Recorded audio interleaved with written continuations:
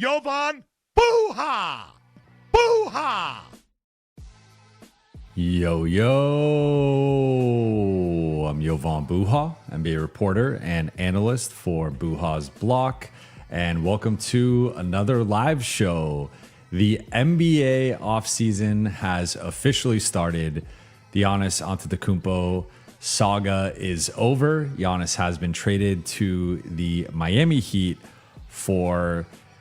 It's a big trade here. We got Giannis Antetokounmpo and Bobby Portis going to Miami, and Tyler Hero, Khalil Ware, Jaime Jaquez Jr., Kasparas Jakaciunas, and 3 first-round picks, including the number 13 pick in the 2026 draft, as well as the 2030 or future 2031 and 33 picks from the Heat, a pick swap in 2030, and a 2033 second-round pick. Now, a key thing here is that this trade will be agreed upon on July 6th. So the Bucks or the Heat will be drafting for the Bucks and making that pick for them, depending on who's available. And there's still a possibility here that this trade expands to a potential 3 or 4 team trade, depending on what is offered. So I think that is a key thing here to note. The Lakers were rumored to be one of the potential teams in a 3 or 4 team Giannis trade because they could get involved, similar to what we saw earlier today with the Chicago Bulls, just taking on Nick Claxton for free. The Lakers could take on someone for free, or they could add in, if Milwaukee likes but doesn't love Khalil Ware, the Lakers could potentially offer them a first-round pick for Khalil Ware or a pick in something else. Or if they want Miles Turner and the Bucks want to get off Miles Turner, they could attach something to Miles Turner to get off of him and expand the trade that way. So different ways it could play out, but there's still some time here. I mean, we got 2 weeks until the side, over 2 weeks actually, or around 2 weeks, until the sides will have to finalize the final version of the deal. So there's a chance that it does end up expanding and a 3rd or 4th team potentially gets involved, depending on where Milwaukee feels like they could improve the package that they are receiving. So I think there's a possibility here that it does expand, and there's a possibility the Lakers could get involved, but far from a certainty. And for now, it is looking like a 1-for-1 trade. As for the trade itself, I think between the 2 offers of Jaylen Brown and 2 future firsts from Boston compared to this trade offer from the Heat, I thought it was close, but I did lean on the Heat side for a number of reasons. Number one, they are offering the number 13 pick, which already is a lottery pick. There's no guarantee that the future Boston picks become a lottery pick. There's no guarantee that the future Heat picks become a lottery pick. So you're locking in, you're getting a lottery pick in a deep draft, and that is appealing if you're Milwaukee. You've traded away several future picks for Damian Lillard and for just different moves you made over the last few years. So they have a depleted war chest of picks. They now get a lottery pick and a couple of other firsts. They also get the future swap. And if you are looking at this situation for the Heat, you do wonder how long this potential window is with Giannis Antetokounmpo and Bam Adebayo. I would be betting against them in the 2030s, thinking about where Giannis and Bam as a tandem is going to be 5 years from now. Giannis is going to be 36, and he's someone that has struggled with injuries over the last few years and has not been healthy to close multiple seasons, to say nothing of where Bam will be at that point. So, I mean, Miami has an extended history here of fielding successful contenders and finding ways to revamp and find the next star. And like they've been doing this for 30 years now at this point, or close to it, since Pat Riley got involved. But I would have more confidence in betting against the Heat here, where I'm not even sure they're a contender as constructed, or maybe a puncher's chance contender, and maybe a contender in part because they're in the East, versus Boston, who I think still has a runway to be. Jason Tatum is much younger than Giannis Antetokounmpo, and I think they have a little bit more flexibility. They have more picks and stuff.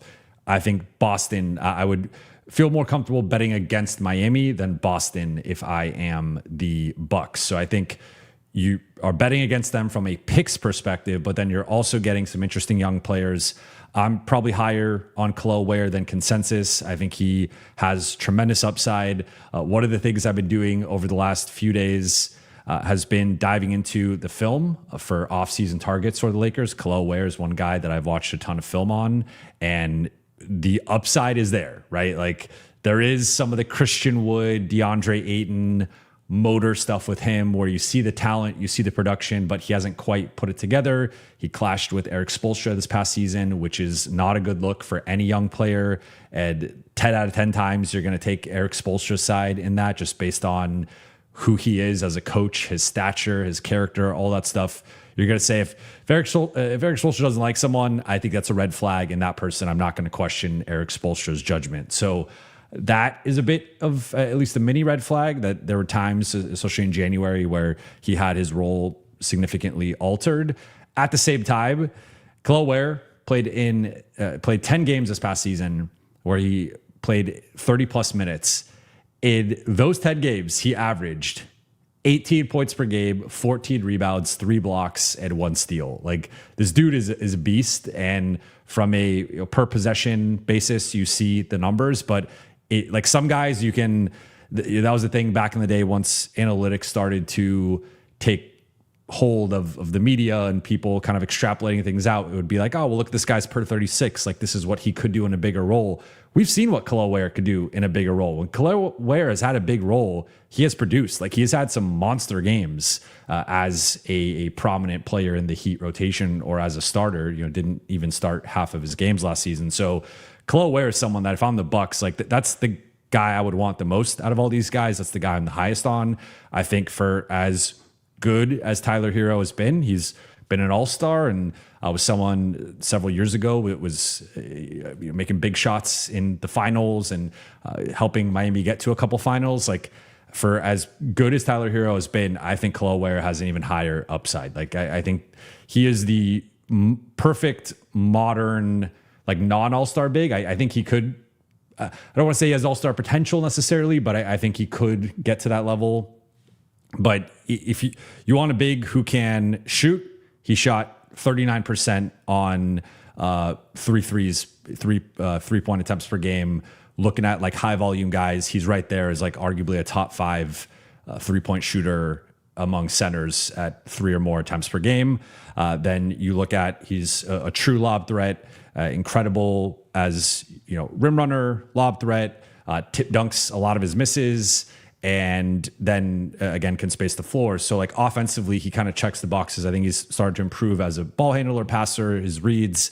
And then defensively, had a game this past season with 12 stocks, 7 blocks and 5 steals. Like he's a freak on both sides of the ball and can do everything you want. It's just a question of, can he do it consistently enough? And that is the multi-million-dollar question of the future for him. But just look at this package that the Bucks got. Like you could potentially flip Tyler Hero for something in the future. If Ware really pops and you don't have the infrastructure in place, you can also probably flip Ware in the future. Maybe they end up flipping him again to the Lakers or someone else who pays a pick. I think it's going to be a pick plus something else. I don't think you're just getting Ware for a pick anymore. Then Jaime Jaquez, fine as I think more like a high level bench guy. And then you have all of the picks and the swaps that they got. So between the two, like I think the Jaylen Brown, if we look at the Celtics aspect of this, like I think it would have been great for the Celtics. And I think Boston with Giannis is better than Miami with Giannis because Boston just has a better roster than Miami and they were going to be keeping more of it intact. So that would have been more interesting from like a contention perspective. I think Boston would have been up there with New York, and I think those would have been the top 2 teams in the East. However, from the Milwaukee perspective, they have no real use for Jaylen Brown, in my opinion. And that was the thing that didn't really make sense to me from that perspective. Like, this is not a group that is just going to add in a Jaylen Brown and all of a sudden be like a playoff team. Like, I think in a best case scenario, they maybe would have been pushing for like the 10 seed. They just don't have a lot of talent. And there's a reason why even when Giannis played, they weren't very good this past season and ended up not even being a play-in team. So I just think looking at the situation, the biggest argument to me for acquiring Jaylen Brown would have been flipping him for something else. Like maybe you make him available and the Lakers are like, well, we'll give you 3 firsts for Jaylen Brown. And maybe you walk away from the situation with, okay, we're going to get the 2 Boston firsts, 3 picks from the Lakers. And like, that's our like rerouting him somewhere, or you could reroute him to Portland where you could get your own picks back because Portland has Milwaukee's picks from the Dame trade. Maybe you get some of your picks back, and maybe even Portland can top the Lakers offer because they throw in a young player. They throw in Scoot or Shaden Sharp or something like that. And like that would have been, I think, the pathway to me that would have made ultimately the Boston side maybe more appealing if you did expand it into a 3-team trade, brought in another team and got more assets for Jaylen Brown. Because just to me, Jaylen Brown, he's in his prime. He's a win now guy. He should be in a situation where he's contending and competing, not in a Milwaukee situation where I think they're very far from being a competitive team. So that, like, at least with the Miami side, you're getting some young guys, even if it's not like the most blue chip names, and you are betting against Miami in the early 2030s, which I think is a fine bet if I'm Milwaukee. So I'm mainly just glad this is over. In terms of where I have Giannis, I mean, in Miami right now in the East, I clearly have New York ahead of them, and I would still put Boston ahead of them. Could they get in like the Cleveland, Detroit range? And we're saying like everyone's fully healthy at this point. Maybe. I would probably have them behind tentatively 5th right now in the East. I think you could maybe argue as high as 4. We have some moving parts here with what's going to happen with Detroit and Jalen Duren. Are they going to make another move? They also have Tobias Harris, who's an impending free agent. Cleveland has some uncertainty with their second apron and tax situation. What's going to happen with guys like Max Strus and Dean Wade, or are they going to make a bigger shakeup to the group? And is James Harden opting out and taking less? And like, what does that look like? So some moving parts there with Cleveland as well. I think right now on paper, New York, defending champs, best team in the East, top 3 team in the NBA. Boston, I think with a healthy Tatum, they'll have to figure out this Brown situation, and we'll see how much damage is done there. And maybe they end up flipping him anyway, and then that changes the calculus with Boston. But if they could patch things together and they return Tatum and Brown, I think they have 2 top 15 guys. They still were the number 2 seed last year, won 56 games, had a disappointing first round exit. I think they win game 7 if Jason Tatum is available.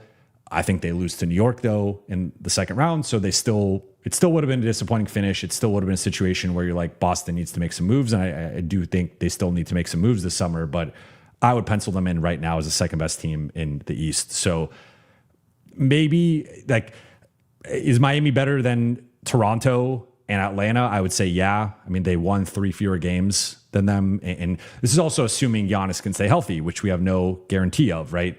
Just looking at his, I'll pull up, he's already on the ESPN roster for the Heat. So let's look at his last few years. Played 36 games this past year, 67 the year before, 73 the year before, 63, 67, 61, 63. So in 6 of the past 7 years, Giannis has played under 70 games.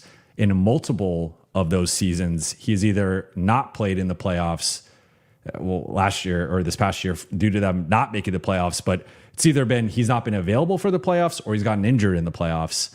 And that is a concerning trend for a guy now in his early 30s. So certainly some risk on the Miami side of this. I think you have to make this trade more so even if you're Miami than Boston, because Miami was in no man's land. They were just on the treadmill of mediocrity, this middling 40 to 45 win team that just wasn't really going anywhere.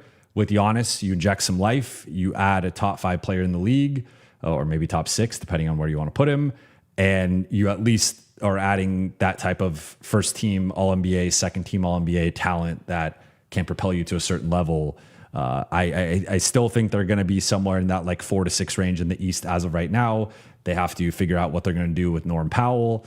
They, I believe, are only $18 million under the first apron, where I forget if it's the first apron or the tax, but I think they have about $18 million to spend with multiple roster spots. So it's going to be some gymnastics there in terms of there's the Andrew Wiggins situation. If he opts out, what that looks like. So a lot of moving parts here with Miami in terms of what the roster looks like and what they're ultimately able to do. I believe they have the non-taxpayer mid-level exception as well as bird rights on Norm Powell. So I think that would be a priority for them, bringing back Norm Powell, keeping Andrew Wiggins, and then figuring out the depth here. And that's been a strength of theirs over the years. They find these guys in the G League, undrafted guys that are at the back end of certain rosters, like their ability to identify Miami Heat type players and like their basketball identity, I think is an important thing here. So I think Miami will figure it out. But for now, I would probably pencil them in as the fifth best team in the East and maybe with the upside to be like the third or fourth. I don't see them getting on New York or Boston's level unless Boston pulls the plug on the Jaylen Brown situation, and then they're kind of resetting there partially. In terms of rest of the moves of the day, I want to talk through some of the other things that happened because I was actually coming on here to talk about those things, and then the Giannis trade broke as I was getting ready. So let's talk through Ayo Dosunmu ends up signing a 5-year, $112 million deal. I think that's a fair deal. It's higher than a lot of people were projecting. I saw a lot of people saying, is he going to get like 16 million, 18 million, 19 million? I had been saying I thought he was going to be in the low to mid 20s. This ends up netting out at about 22.4 AAV. So that's in line with my opinion of his value. And I think that's a fair deal for both sides. I am bearing the lead here because right before they signed him to that deal, we saw a big trade between the Timberwolves, the Bulls, and the Nets. The Timberwolves ended up sending Julius Randle and the number 28 pick in a cost-cutting move to the Nets. Then the Nets sent Nick Claxton to the Bulls, who took him into their cap space, and the Wolves acquired the number 33 pick and ended up saving tens of millions of dollars in luxury tax bill, although in cap space. Although they then turned around and signed Ayo, and they are still now have this $33 million trade exception, which they could acquire a player into that. I think with Ayo's contract, it might be a little close there in terms of being up against the apron, but they have some flexibility. They don't have to acquire someone up to $33 million. It could be less than that. So we'll see what they end up doing with that. I think in the short term, the Wolves took a step back. They lost Dante DiVincenzo to a torn Achilles in the playoffs, and they just traded. If you want to be optimistic, their second best player. If you want to be pessimistic, their fourth best player. You can rank Randle, McDaniels, and Gobert in whatever order you want to rank them. But Julius Randle was a top 4 player on this team. I would say as recently as a year ago was considered the second best player on this team, on a team that made the Western Conference Finals. And it was a fall from grace this past year. It's been up and down the last few years for Randle overall, but had a down season to some degree by his standards, and then definitely a down playoffs, and the writing was on the wall to some degree. But this was a cost-cutting move where they gave up some real talent here, and like they are able to retain Ayo. I think they could have retained him regardless of the Randle situation, but and move some other money around. Maybe you get off DiVincenzo or something, especially with him potentially missing the entire season. But like Minnesota got worse today, like just objectively. I understand the financial component. I understand saving the money. And that was a shrewd move from that perspective. You could argue there's some value in going from 28 to 33 because it's a second round pick, non-guaranteed contract, going to make less money. And for a lot of draft nicks, that 22 to 24-ish range, like starting out there into like the early to mid second round, there's like a range there of a giant tier of a lot of players on the same level. So you could argue you could get just as good, if not even a better player potentially at 33 compared to 28, depending on how it shakes out. And that player is going to cost less, and it's a non-guaranteed situation if it doesn't work out for whatever reason. So I think that made some sense for them. But from a competitive standpoint, if we're just judging this through is Minnesota closer to winning a championship or not, I would say as of right now, they took a step back. Now we'll see what they do the rest of the offseason. They blocked up Ayo, and then now they have to make some changes to the roster. I don't think they could stand pat here. Like if they just stand pat and run it back next year with Ayo in place of Dante, but then no one replacing that Ayo spot off the bench, and no Randle, like I just think that's a worse team. And even with Randle's imperfections and weaknesses within that. So it'll be interesting to see how Minnesota navigates that. Diawara signed a multi-year $10+ million deal. It's interesting we don't have the official number on that in terms of years or money, but I thought that was a fine deal, locking him up long term. Trae Young signed a 4-year, $212 million extension. He got a raise off of his $49 million player option, which I was pretty surprised by, just based on his recent performance the last few years. His lack of, I mean, you saw what he got traded for. He does not have trade value right now. I don't think he has a lot of value in general around the league, unless it's a bad team just looking to be relevant and maybe sell some tickets, which I guess the Wizards are. But I've liked a lot of what the Wizards front office has done in general. Didn't love the Trae Young move. I like the Trae Young extension even less. And we'll talk about the Lakers side of this and how this potentially impacts Austin Reeves and his contract situation. But I'll say not a fan of paying, like, because you're paying him $53 million a year basically. And to me, I don't even know if Trae Young could be a number 2 on a championship team. I think he's somewhere between a 2 and a 3 on a championship team.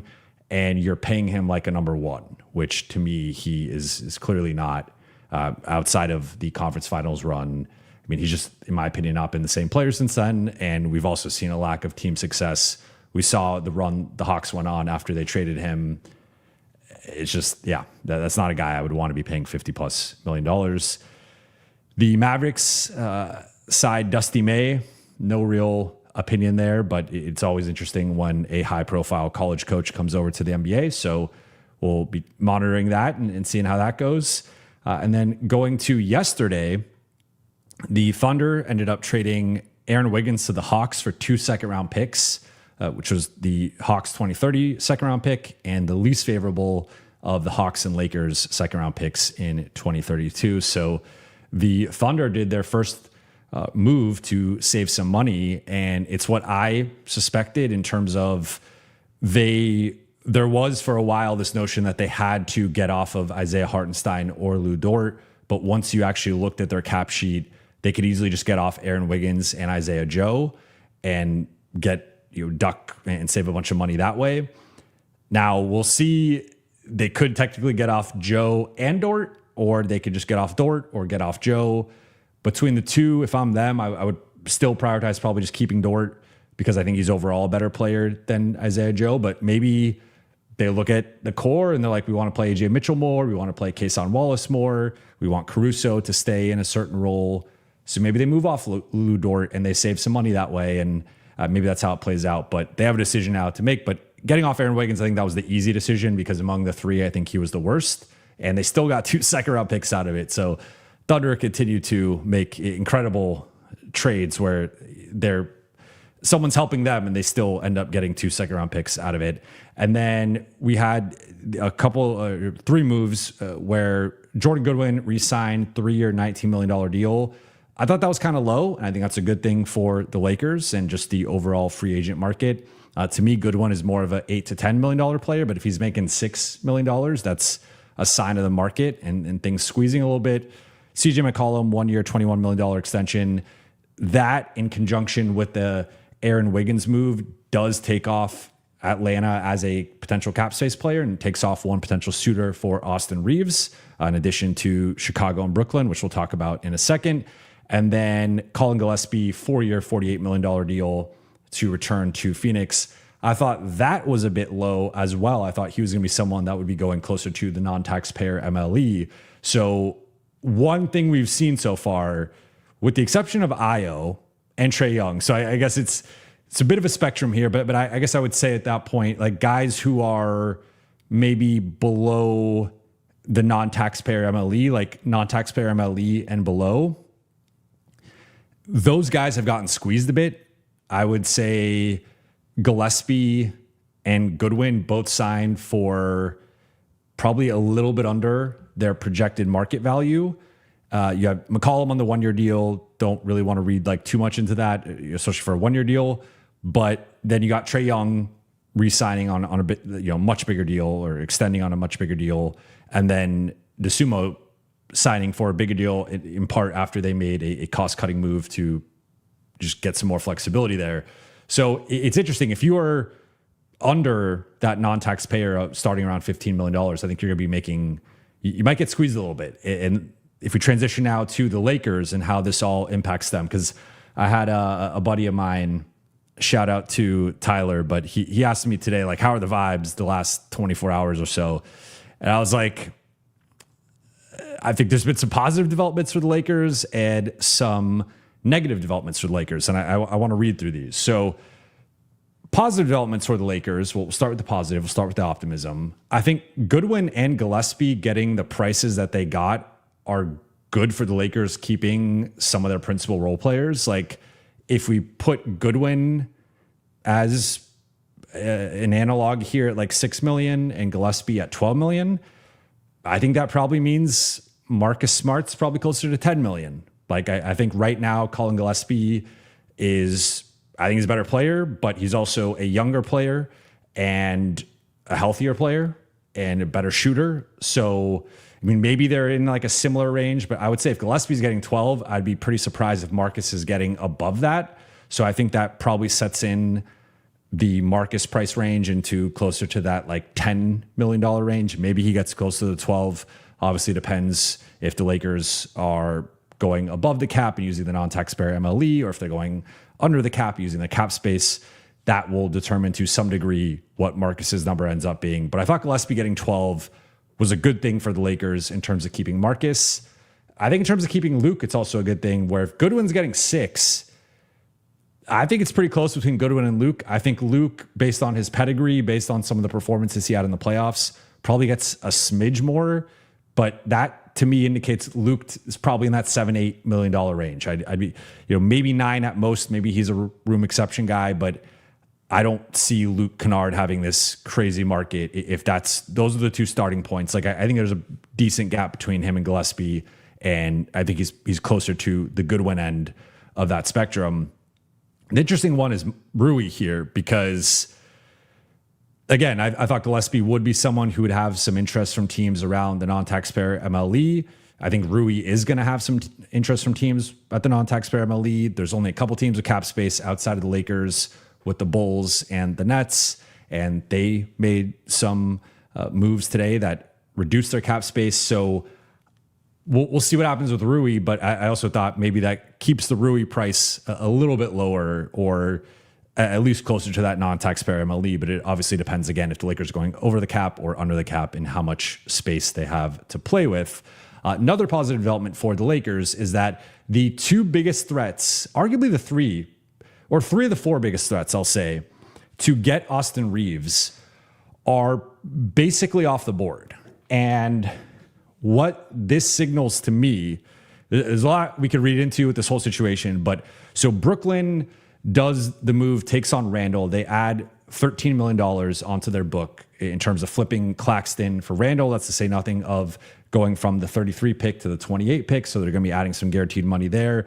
I think that $13 million projection includes the pick. I could be wrong on that. But right now they're in like the low 30s. There's been different projections on what New York is going to have. Brooklyn's going to have, but it's somewhere in that like $31, $32 million range. I think one projection had them in that 20, but let's just say $20 to $32 million. Either way, that's not enough to get, that's Chicago.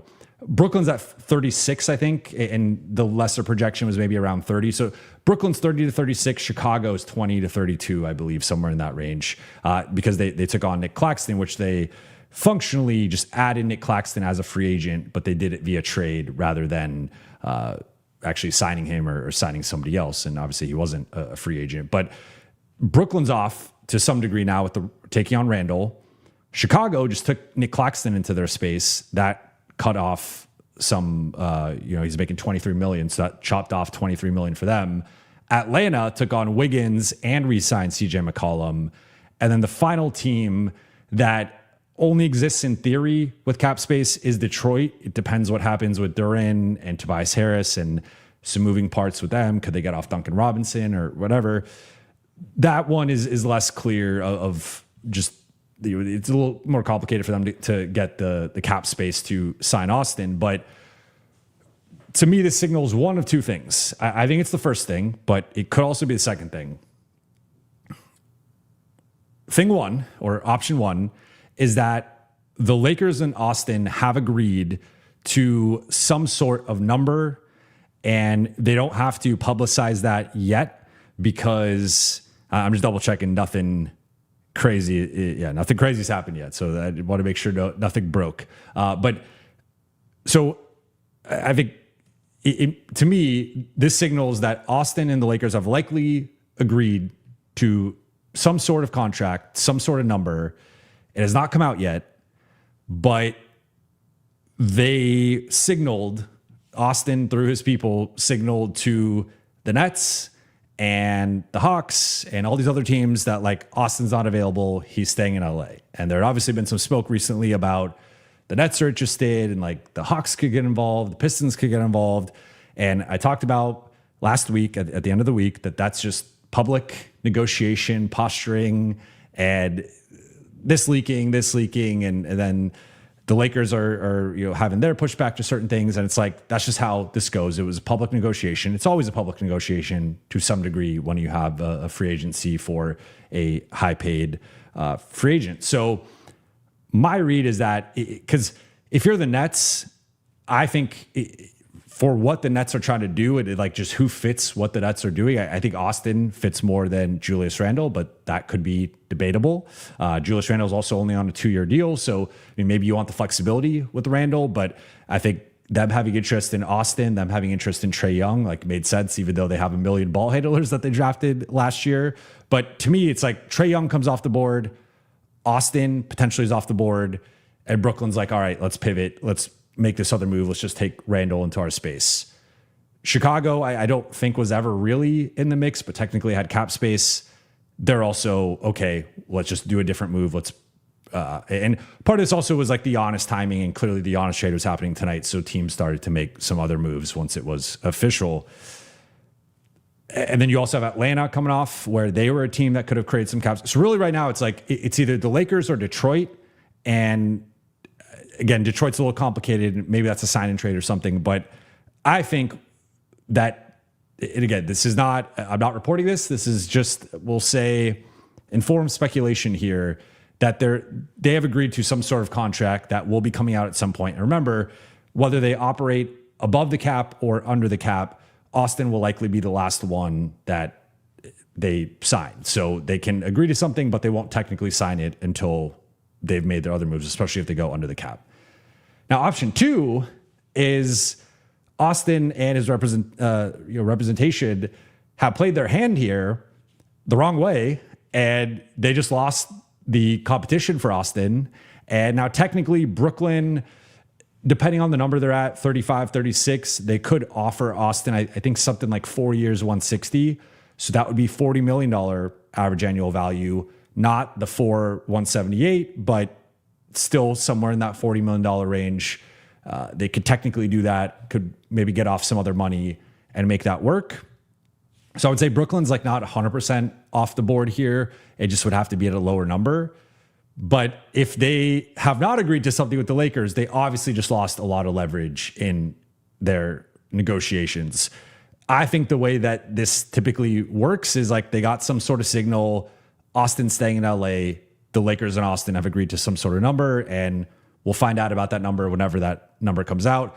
If they have not agreed though, and this has all been this negotiation and this posturing, and it now comes out that all these teams are off the board, obviously Austin's in a tough spot, and the Lakers then have a ton of leverage.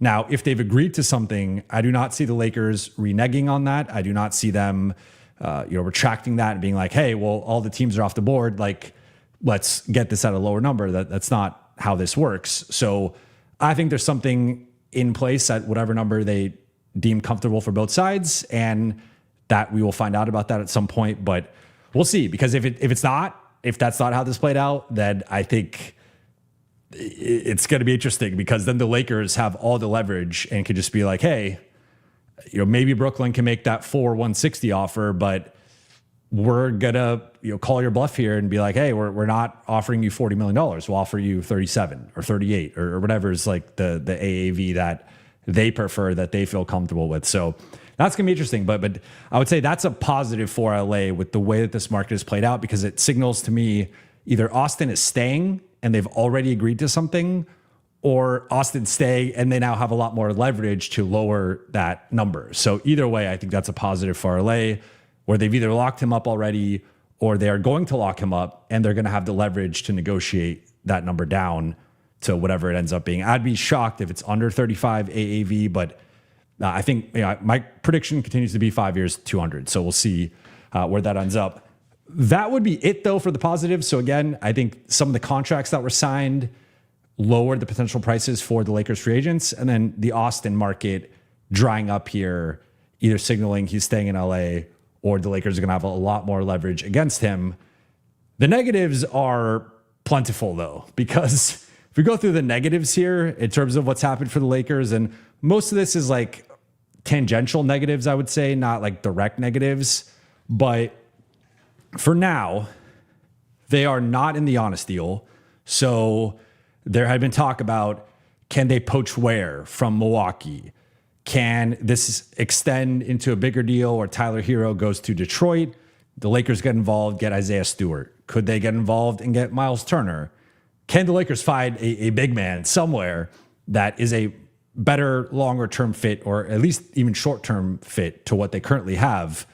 So far, the answer has been no. They have not found that player. And I thought it was interesting that if you look at the structure of the Brooklyn, Minnesota, Chicago deal, the Lakers could have been Chicago in that deal. They could have just taken on Nick Claxton, and they chose not to. And I think that, of course, like maybe Brooklyn or Minnesota didn't want to help the Lakers or involve the Lakers. Like there's always some political element, and maybe it was just easier to add in Chicago for whatever reason. We don't know, but they could have been Chicago in that trade. They also could have done a similar, like, could you have offered Vando and Dalton at 25 to Brooklyn to trade back for 33, something like that? And then you are keeping a first round value with a high second round pick, and you're getting off of the Vando and DK money. Like I don't know if they offered that. I don't know if that would have been enough for Brooklyn, but like they could have gotten involved in this deal to some extent, and they chose not to, or maybe they weren't included for whatever reason. And I think it's going to be interesting to directly compare, like, whatever ends up happening with the center spot. There are certainly guys like a Walker Kessler or a Jalen Duren or a Derek Lively that I would clearly rather have than Nick Claxton.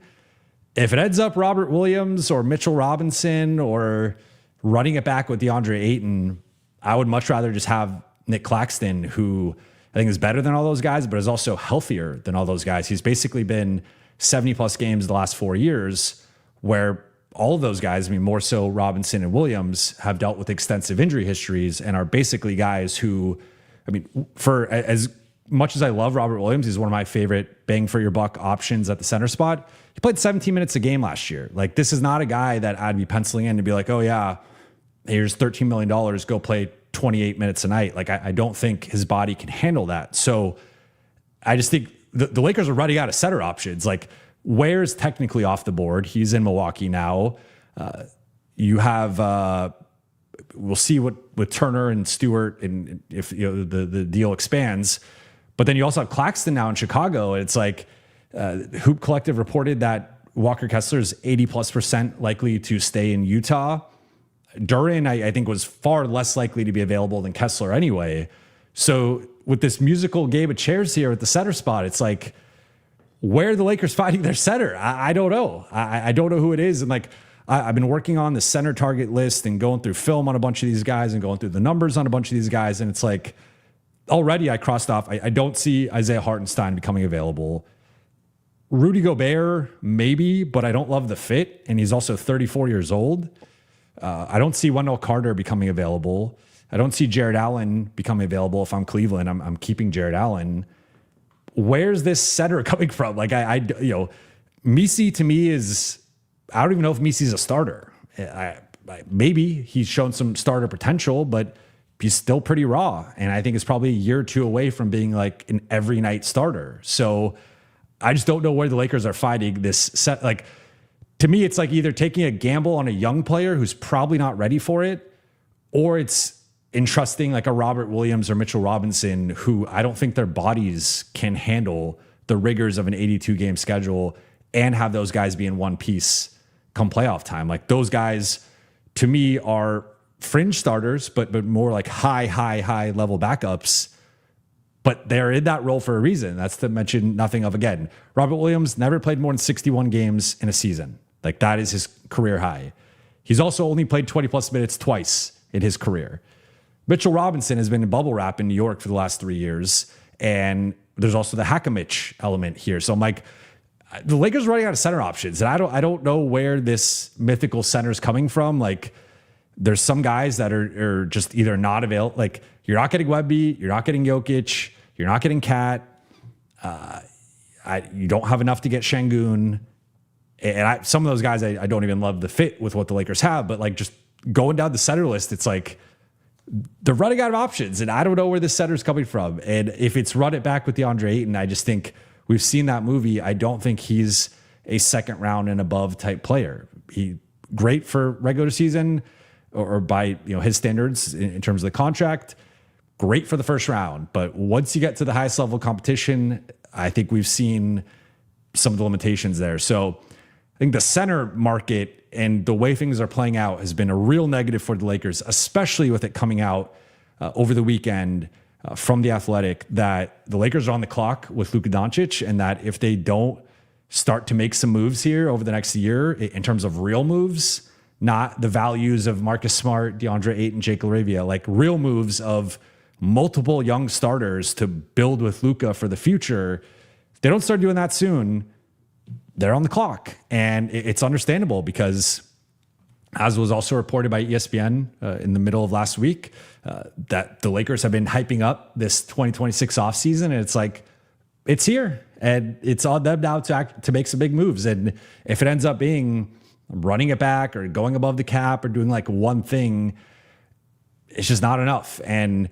even if they add the more I've thought through it, I really think they need a center. And that was clear in that story from ESPN of like, Luka wants an A-list center. Luka wants the lob threat. Luka wants, it's like center and shooting. Now, I think you would like to see Luka also want some defense and athleticism. I think those are a couple things that I'm sure he wants as well, but like weren't explicitly stated.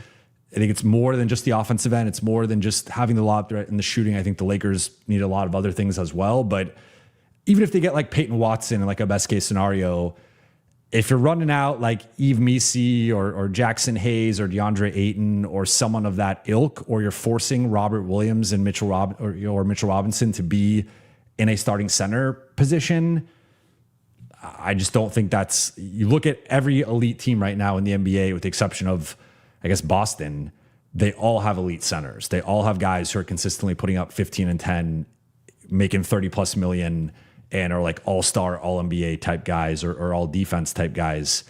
I don't think you're getting by with just minimum players or sub $10 million rookie scale contract guys who are like fringe starters. I just don't think that's enough. So the center market has been concerning, I would say, up to this point. I don't see the obvious guy for the Lakers unless they pull some magic out with Walker Kessler. And I think that price is going to be pretty high. I think we're talking like $35-ish million AAV, plus probably a couple picks to Utah, at least one pick, if not a couple. Maybe you could protect one of them. We're talking like a pretty steep price. I don't even know if Duran's gettable. They're just in a tough spot. Then in terms of other negatives, I think Wiggins going to Atlanta likely means Dort is less available, but that depends how OKC feels about Dort. I would note if OKC does make Dort available, when they could make Isaiah Joe available, could be a fit thing, could be just we have too many guys at this position. I also would be a little worried. Like I think OKC is elevated to the level of I really trust their judgment in terms of players and player evaluations and some of the decisions they made, like getting off of Josh Giddey for Alex Caruso and stuff like that. Like I think they've done a great job of adding key pieces like Hartenstein and Caruso, adding Jared McCain at the deadline, drafting AJ Mitchell, drafting all the depth that they've had, like to say nothing of obviously the top of the roster, but like I think they've been nailing a lot of moves lately these last 2 or 3 years. And if they decide to move on from Lou Dort, that's a little bit of a red flag for me. I'll just say that would, I don't know, like depending on the price, depending on this context, whatever, but not the best side if he goes from being like their starting stopper to someone that they feel is pretty expendable.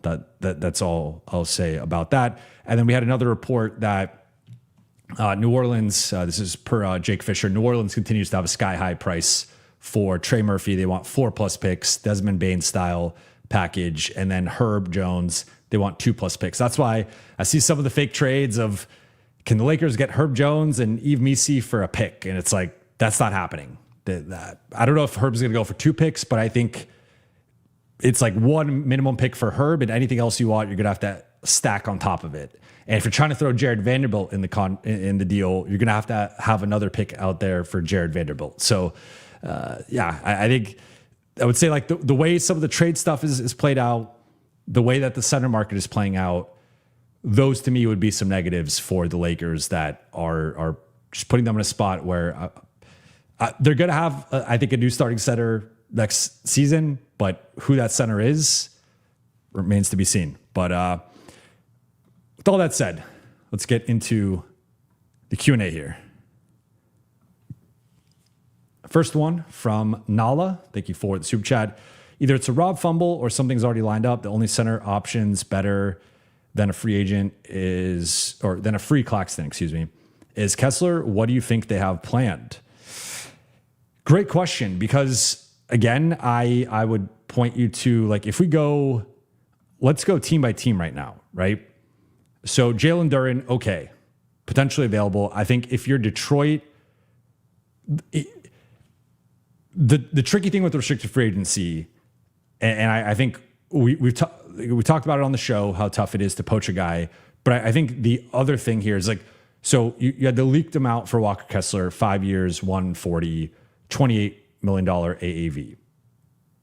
If you are Utah and the Lakers throw $32 million AAV or $35 million AAV, and it's a 4-year deal, you have to match that. Like, I think unless the Lakers go up to like 40 million, which is an overpay and would really decimate their flexibility at that point, you have to match it unless it's a sign and trade and now you're getting picks back. But you cannot lose Walker Kessler for nothing, especially when you have rejected the Pacers offered the Zubats package for Kessler at the deadline. They rejected it. They've been offered 1 to 2 picks for Kessler multiple times. They've rejected it every time. The Lakers have made aggressive offers for Kessler. They've rejected it every time. So it would be malpractice to get to this point in the process with Kessler and to let him walk for free. So I really only see him walking if it's a sign and trade situation or like a gross overpay by the Lakers. Like, maybe not 40 million, but like 37. Maybe you go that high and you're now 9 million above Utah's offer, which is a lot. That's a ton of money. It would be already, they had it in the report of the Utah offer, most money offered to a non-all-star center in NBA history. Now, part of this is inflation. The cap keeps going up, so that's part of it here, right? But paying Kessler $37 million is a ton of money. I would be willing to go up to 35 if I'm the Lakers. I don't think I could go to 37 or 40. I just think that's too much. But so point being, if you're going to get a Kessler or a Duren, you're going to have to grossly overpay, either financially or in draft capital, and potentially both. So again, I think it might be 35 million for Kessler and 2 first-round picks. And like, are you willing to go that high? For Duren, I think there's a wider range, and I think he's probably in the 35 to 40 range. So you might have to pay even more for Duren financially, and then you're gonna have to throw a bone to Detroit. I don't know if they ask for 2 firsts, maybe it's a first, but it might be 40 million and a first, right? So it's gonna be a high price, I think, either way for either one of those guys if you're going to extract them from their respective teams. Like, Detroit just was a 1 seed, made the second round, has some momentum as a franchise. You're going to let your all-star, all-NBA center just walk? That doesn't really make sense. So I think the price is going to be high for either one of those guys. Now, if we go through it, though, you got Duren, you got Kada from Boston. I mean, I would take him for free, but I would not like give up something of significance for him. You're not getting Cat. Mitchell Robinson's an option, but I think is a high-level backup, not a starter. I don't think Jared Allen is in play. I think Cleveland's going to keep him, or would have to be bowled over with an offer. Like I think it's a pick plus something else at least. Toronto, Mamu's a free agent, is a backup to me.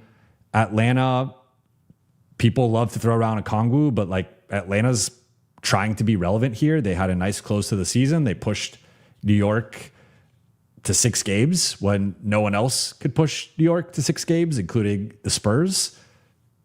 They were up 2-1 on the Knicks at one point. Like, I don't see why Atlanta would just give up a Okongwu even for a first-round pick. So, like, now you're potentially overpaying like 2 first-round picks for a Okongwu, and like, is that worth it?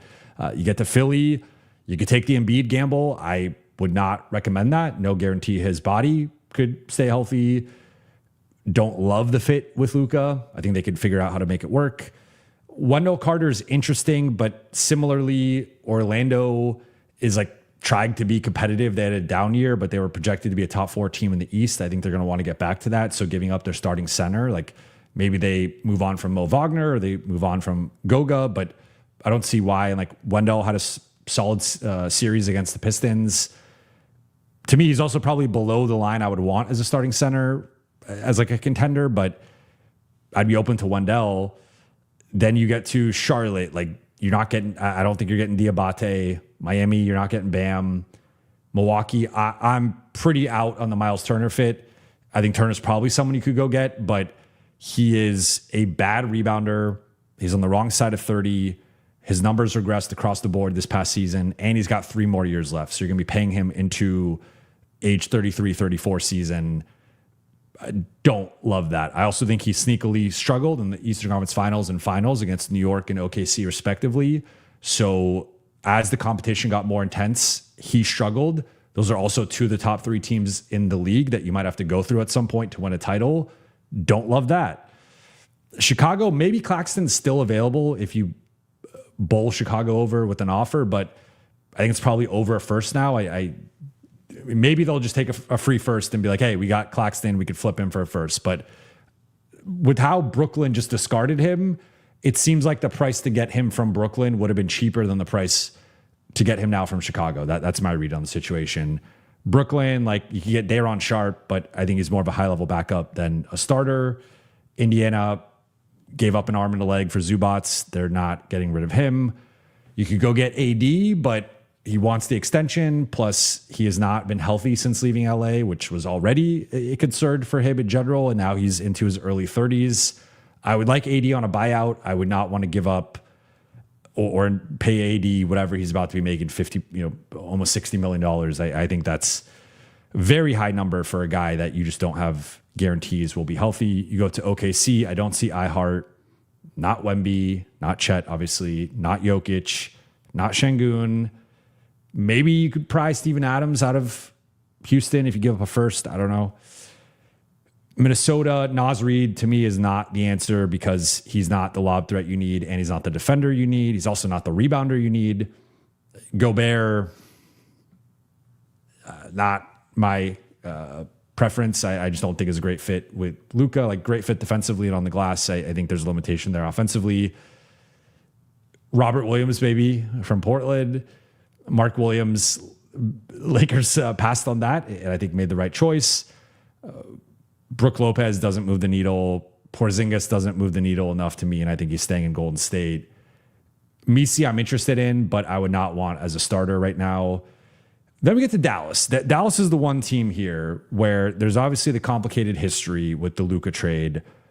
I would take Gafford or Lively. I would much prefer Lively. Now, Lively, I think, will be at a much higher price than Gafford, and he also comes with some injury concerns to start his career, but I think he's as close to an ideal Luka fit as possible.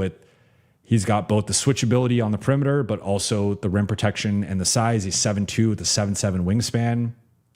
There's a proof of concept there with Luka, but also I think his passing and short roll playmaking, to say nothing of lob threat, verticality, and just rim runner. Like, solid rebounder. I think he could do everything you want from that position at a high level. So Lively is like, I guess if Kessler and Duren are not there, Lively is my dream target. I just think that's probably 2 firsts. I would be pretty stunned if it's under that. And that's a steep price to pay. Like it's a pretty big gamble, just if he could stay healthy. Gafford, I'm probably higher on Gafford than consensus, but I have seen an outpour of pushback from Mavericks fans that like Gafford isn't who he used to be, or that he's a little overrated. And so I know some of his numbers were down this past season. I think some of that's been like they didn't have a point guard really available this past year. But Gafford, depending on the price, would be someone that would interest me.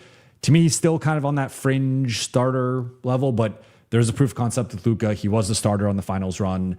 I think Lively outplayed him during a lot of that run and often close games. But I would take Gafford. I guess if it's like Gafford versus Robinson or Williams, I would take Gafford in a heartbeat. Then you get to Memphis, Sacramento, and Utah, and you're back to Kessler. So I just, as we talk through this, I don't know. We just literally went through every single team and their center rotation. I don't see the obvious guy. And like, if I didn't mention someone, it's because I either don't think they're available or I don't think they're good enough to be the starting center for the Lakers. So I just don't see where, like I didn't mention Clint Capella, right? Because he doesn't make sense. So I just don't see where that player is. I don't see who that is. And I think right now, if I had to make like an educated guess, I would say it potentially ends up being a committee situation with like Robert Williams or Mitchell Robinson. But I think they're going to push for Kessler. They have been pushing for Kessler. I just don't know if Utah is going to budge and let the Lakers get their foundational center. So I would hope they have something planned here, but obviously the Lakers move in silence. They keep things close to the vest. So it's not going to leak necessarily, but obviously it's leaked a little bit who they've been interested in, who they've been looking at. But you just look at unrestricted free agency, the only 2 guys I think make any sense whatsoever are Robert Williams and Mitchell Robinson. I think they're the only 2 guys you could like squint and make the argument that they're starting centers. Otherwise it's via trade or restricted free agency. And the Lakers are either going to have to overpay on the trade market or overpay in restricted free agency. And we'll see how comfortable they are with that. DS, thank you for the super chat. If you had to guess when/what is Lakers' first move? So this is an interesting question because the Lakers' first move is going to tell us a lot about what their plans are. Because, for example, if the Lakers extend Rui Hachimura, then that means, that's either a chunk of their cap space immediately gone, although I would assume that Rui's making less than his cap hold. So, but still, like, when you're talking about the cap space, you are rescinding Rui's rights. So, like, that's a chunk of your cap space gone, or that signals that they're, I think, more likely going over. Like, Rui to me is kind of a swing piece in general, just because of how high his salary will probably be. But also, if they're retaining Rui, they're probably going over the cap. I think it's hard, unless you lose LeBron. Like, this is where we go down the rabbit hole. It's a little complicated. But like Rui, to me, if they extend Rui, which they can extend him up until free agency, that to me would be a sign that they're probably going over the cap and they're running it back to a degree and going to try to make a trade or 2 above the cap, get off Vando, get off DK, leverage the picks and see what they can do with that. That's maybe like a New Orleans play where you retain Austin, LeBron, Rui, Marcus, Luke, and then you flip some stuff for like Herb Jones and Yves Missi. That ends up being your thing. And that to me would be a step in the right direction, would be a little underwhelming. So like, depends how high you are on Missi. I'm probably a little bit lower on Missi than consensus, but that could be one path. The one thing I think would not signify anything necessarily would be Austin, because whether they're going above, if they're going above the cap, Austin's number doesn't, like, it matters once they're getting up against the first apron, but it kind of doesn't really matter. Like, he's going to be in a general range of 35 to 40 million. So it could matter, but probably not.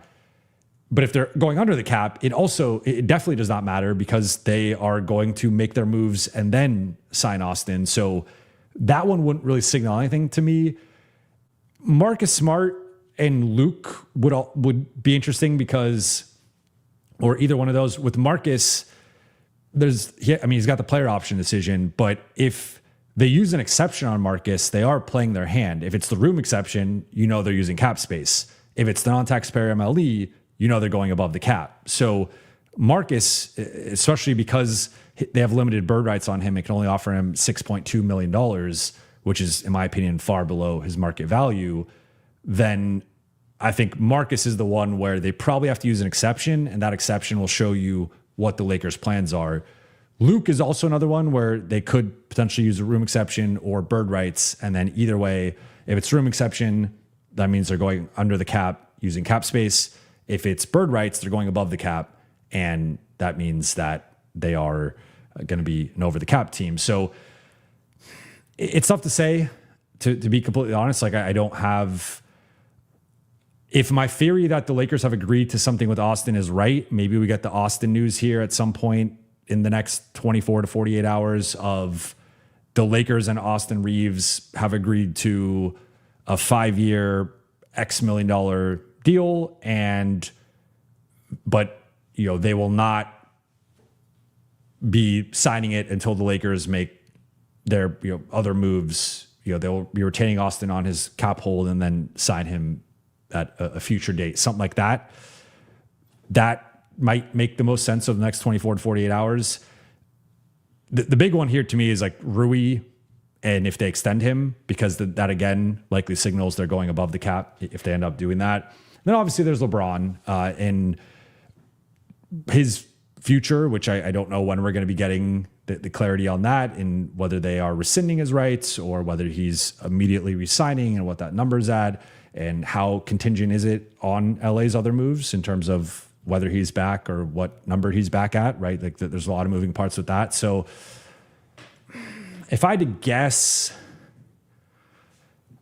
I would say Austin probably, because I think in terms of priority, it's Austin and LeBron at the top. And I don't know if LeBron is close to making a decision. Like I just don't have that answer right now. So I could see some sort of, now that some of the players are off the book, the Lakers and Austin agree to something here in the next 24 to 48 hours publicly.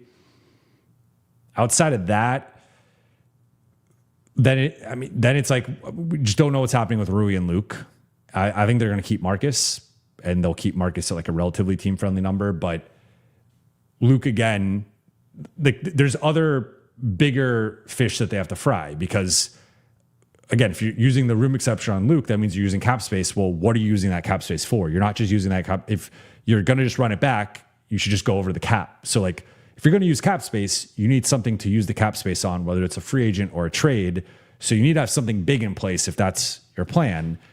If you're just re-signing Luke with the bird rights, then you're going above the cap, and then you're probably more so running it back. So that's where I don't know if the Lakers want to necessarily telegraph that like right now. So I would say Austin would be my pick, because he's the guy I have the most confidence in them re-signing as of right now. But we could also potentially see a Rui extension if they are going above the cap and just choosing not to let Rui hit unrestricted free agency. So, but that one, they have 8 days to come to an agreement on that. So that one might not be for a bit. So I would say something comes out where they've agreed to a contract with Austin. That would be my prediction as of right now. Alma, thank you for the super chat. Hey, Jovan, surely Boston still has to move JB, considering they basically burned that bridge for nothing. Can't imagine he'd be too happy being offered up for a trade after a career year. It's tough to say. I think sometimes we overblow these things. Like, there have been plenty of times where guys get offered up and then you do have to repair the bridge, and the bridge might be burned, but you could still rebuild the bridge. And there's enough history there. He's won a championship there. He's won a finals MVP there. He is coming off of a career year, but he's also been making some weird decisions post-season in terms of his Twitch streams and his comments. And I would say that has indicated to me that's a guy who probably wants out of Boston. And I believe there was a report over the last couple of days that Jaylen Brown was open to being traded. I forgot who reported that, but like that he was kind of welcoming the potential opportunity to go to Milwaukee. So I would say I think Boston operates a little bit more conservatively in general. And I don't think they've really, the three guys they have considered trading Jaylen Brown for, at least to my recollection, are Kawhi Leonard, Kevin Durant, and Giannis. It's been a pretty high bar to potentially trade Jaylen Brown.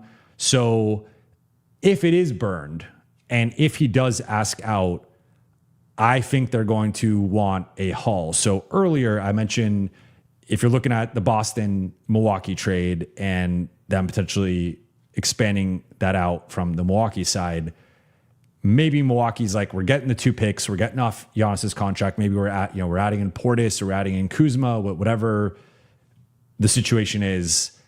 So we're saving some money. We're getting a couple Boston picks, but now we want to reroute Jaylen Brown. So maybe we reroute him to Portland, get our picks back and get like an interesting young player, or we reroute him to the Lakers. We don't even have to take anything back from the Lakers, but it's sort of the theoretical, as I'm holding a sticker, the theoretical Giannis trade that the Lakers could have offered them of like, get out of jail free, get off the contract, and we'll send you picks. So the Lakers could have sent them 3 picks for Jaylen Brown, right? Number 25, and then the 2 future firsts, similar to what they ended up getting from Miami, minus the prospects. They could do something like that if you're Milwaukee.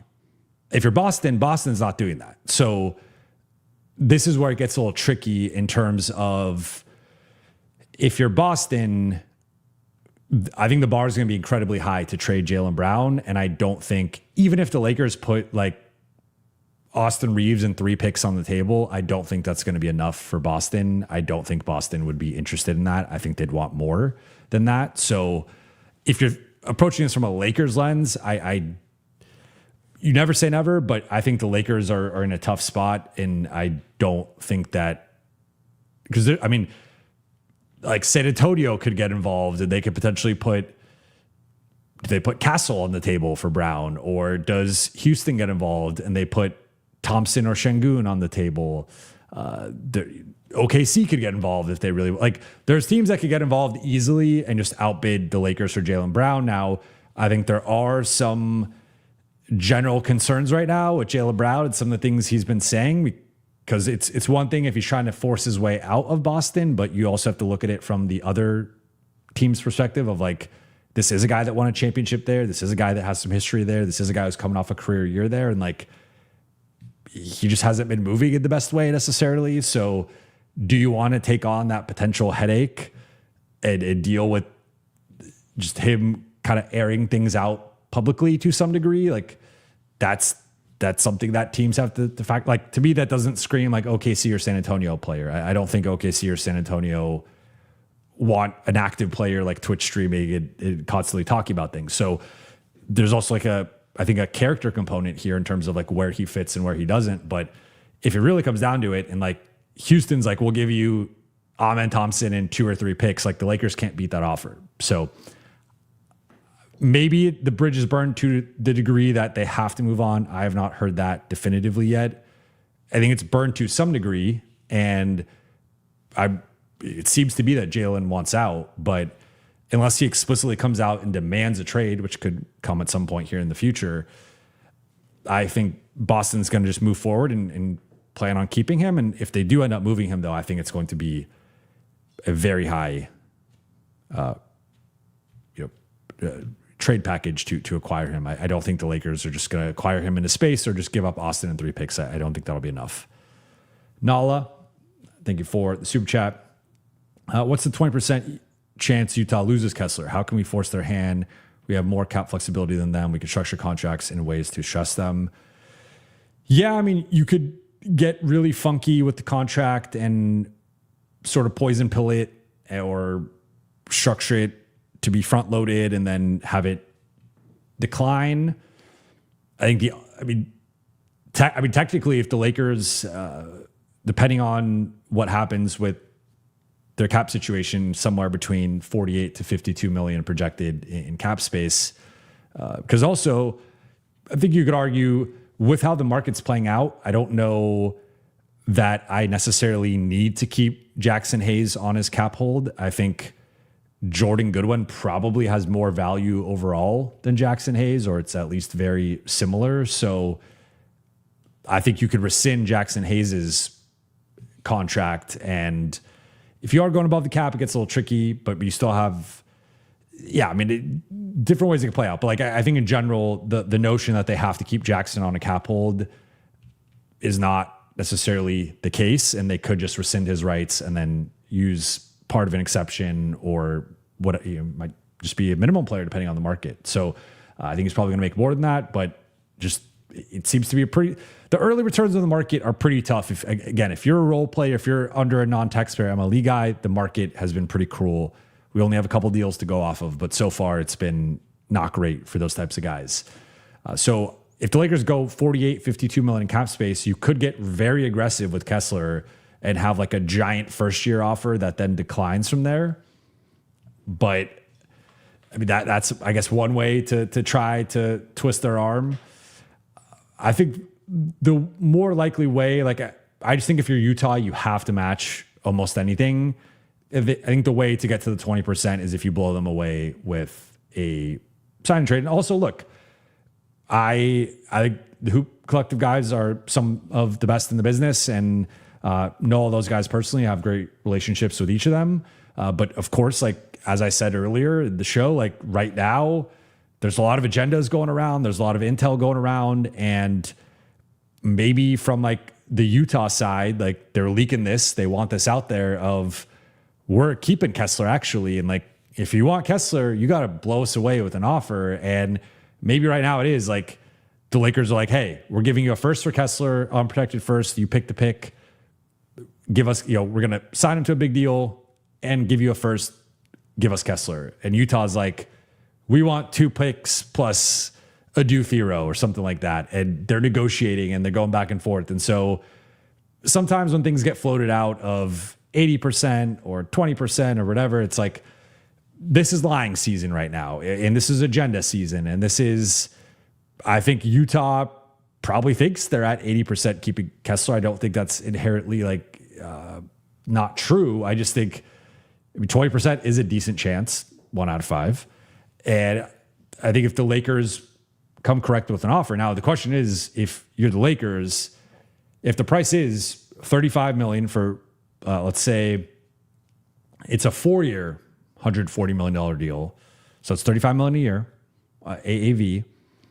And so it's going to be starting. One thing when people hear AAV, remember, it's the average. It's not the starting point. So like, for example, like Io's number is 22.4, but he's going to be starting around 18 or so. I think 18 or 19. Kessler, if he's like at 35, it's probably a 30, 31 starting point. And then it'll be like 33 the second year, 35 the third year, 37 the fourth year, something like that. That's typically how the contract structure goes. You could flip it and go 37, 35, 33, 31, something like that. But somewhere in that general vicinity, if you're the Lakers saying, hey, we're going to pay you this and we're giving you 2 first-round picks, like, how do you feel about that? Like, if that's the going rate, and you probably lose Rui in this, at that point, and you lose 2 picks. So you've added Kessler. Maybe you keep LeBron, you keep Marcus, maybe you even keep Luke, and you still need the wing, and you also lost Rui, so you need to replace that. Is that enough, right? I mean, I think it would be a material step up. I think Walker Kessler checks every box that the Lakers need from the center spot, checks every box in direct comparison with DeAndre Ayton. He's a better lob threat. He's a better finisher. He's a better rebounder. He's a better rim protector. He's a better overall defender, much better defensive anchor. I think he's someone that has the upside to be defensive player of the year, all defense level guy, like, I guess, non-Wemby division, because Wemby's going to be leading that for the next decade, but also top 5. He could lead the league in field goal percentage. He's already been in that mix. He could also be a guy who's both a top 5 rebounder and top 5 rim protector. It's very hard to find someone of that ilk. Like, on paper, Jalen Duren's a better player. He was an all-star. He made 13-team All-NBA, and he's probably going to make more money than Walker Kessler At the same time, for what the Lakers specifically need, I think Walker Kessler is a better fit because he's bigger than Duren. They're close in rebounding, but Kessler, at least if you go by his numbers, sans the 5-game season, slightly better rebounder and definitely a better defender. Like it's not close in terms of rim field goal percentage allowed, blocks, just overall rim deterrence, the way that he impacts the defense. Kessler's just at a different level. So I think for like what the Lakers specifically need, it's difficult to find a better center than Kessler. Like there are some guys that I would take ahead of him, certainly like the All-NBA guys, but like it's a short list. So I think if push came to shove and that was like the final price, it's like 35 AAV for Kessler and 2 firsts. I probably do it, but I would also be like, it's clearly an overpay. And it's more so the Lakers are just in this position where they kind of have to do it. Otherwise the alternative is you add Mitchell Robinson or Robert Williams, and then you're also potentially losing Luka in a couple of years. Like if that's door A, I guess you have to go get Kessler. But yeah, I mean, I don't know. There's only so much they can do, because if I'm Utah, regardless of how they structure it, I'm keeping Kessler, betting on him, and then trying to flip him in the future. That's what I'm doing. Try to flip him to the Lakers at the deadline. When Robert Williams has missed half the season, it's like, all right, here's Kessler. Give us 2 picks plus something else. And you try to do that.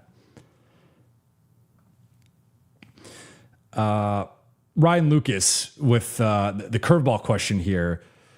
Think Rob goes left field, like Embiid, Sabonis, etc. I wouldn't rule it out, because the Lakers, again, if you think about some of their more prominent, I mean, first and foremost, we got to think about the Luka trade, but the Rui trade, the Luke Kennard trade, I would say Dorian Finney-Smith and the DFS trade and the Russ trade, those two had some things leaking out, but I think it was more so with the other teams leaking it than the Lakers leaking it. Because remember, Memphis was trying to get DFS, and I think it leaked that Memphis and the Lakers were the 2 suitors, and there was a bit of an arms race in terms of the offer. Brooklyn really wanted a first for him. Then the Russ trade, there had been some, okay, Utah's probably involved, but we didn't know the third team. It ended up being Minnesota.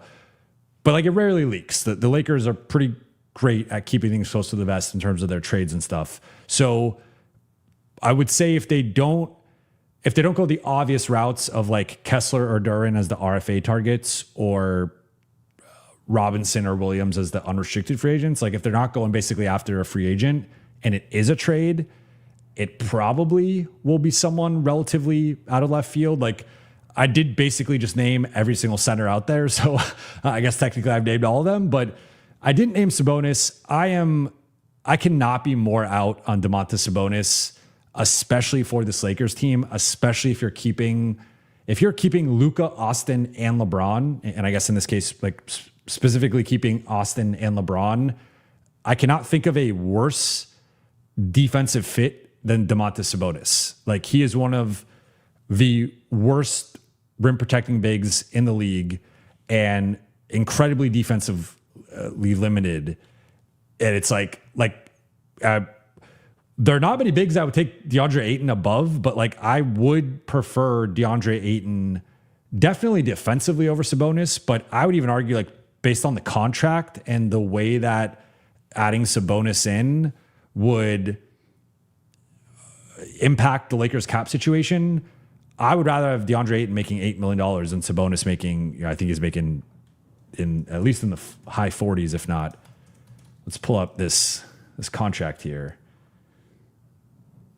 He's making, his next year he's making 46.5, the year after 48.6. So he's got two more years left. But yeah, 45.5 and 48.6. I sometimes, like, I'm not, to be clear, this is not at you. This is like, I know there's some people who think they should add Sabonis. I'm just like, are you not thinking about defense? Like, I think one of the things we saw as teams got to the conference finals and finals is, like, for as great as Wemby and Chet and Isaiah Hartenstein and Cat and I'm not going to say Mitchell Robinson and Luke Cornett because I wouldn't call those guys like good or even great offensive players. But like as much as all those guys contributed offensively, the guys who hung on the court were at a certain level defensively. Wemby and Chet are the two best defensive bigs in the league. Isaiah Hartenstein, I think, is one of the most underrated bigs in the league, and I would say is at least an A-, if not just straight up A defensively. And then Luke Cornett, we saw some of the limitations going from regular season to playoffs with him. Cat was at a really high level. Like I would say by his standards, he was like an A, but like realistically more of like a B or B+. Mitchell Robinson was at a high level. And then I'm forgetting on the Cleveland side. I mean, obviously they got swept and had a pretty rough go of it, but like Mobley and Allen were also at a certain level defensively. So Sabonis is not even in the same ballpark as any of these guys. And I just think that would like that. I'm not going to go as far as to say that would be on level with the Russ trade, but it would be a cousin of the Russ trade. It would potentially be a sibling of the Russ trade. I'm going to go out on that limb at least and say like, I think it would be that potentially destructive. Not in the long term, but in the short term in terms of a fit, I think, because he's also not a lob threat. He's a great rebounder, and he's one of the best passing bigs in the league. So there'd be elements of the DHO game, him high-low with guys, and like him and LeBron, I think, would have great chemistry. But he's not a lob threat. He's not a rim protector.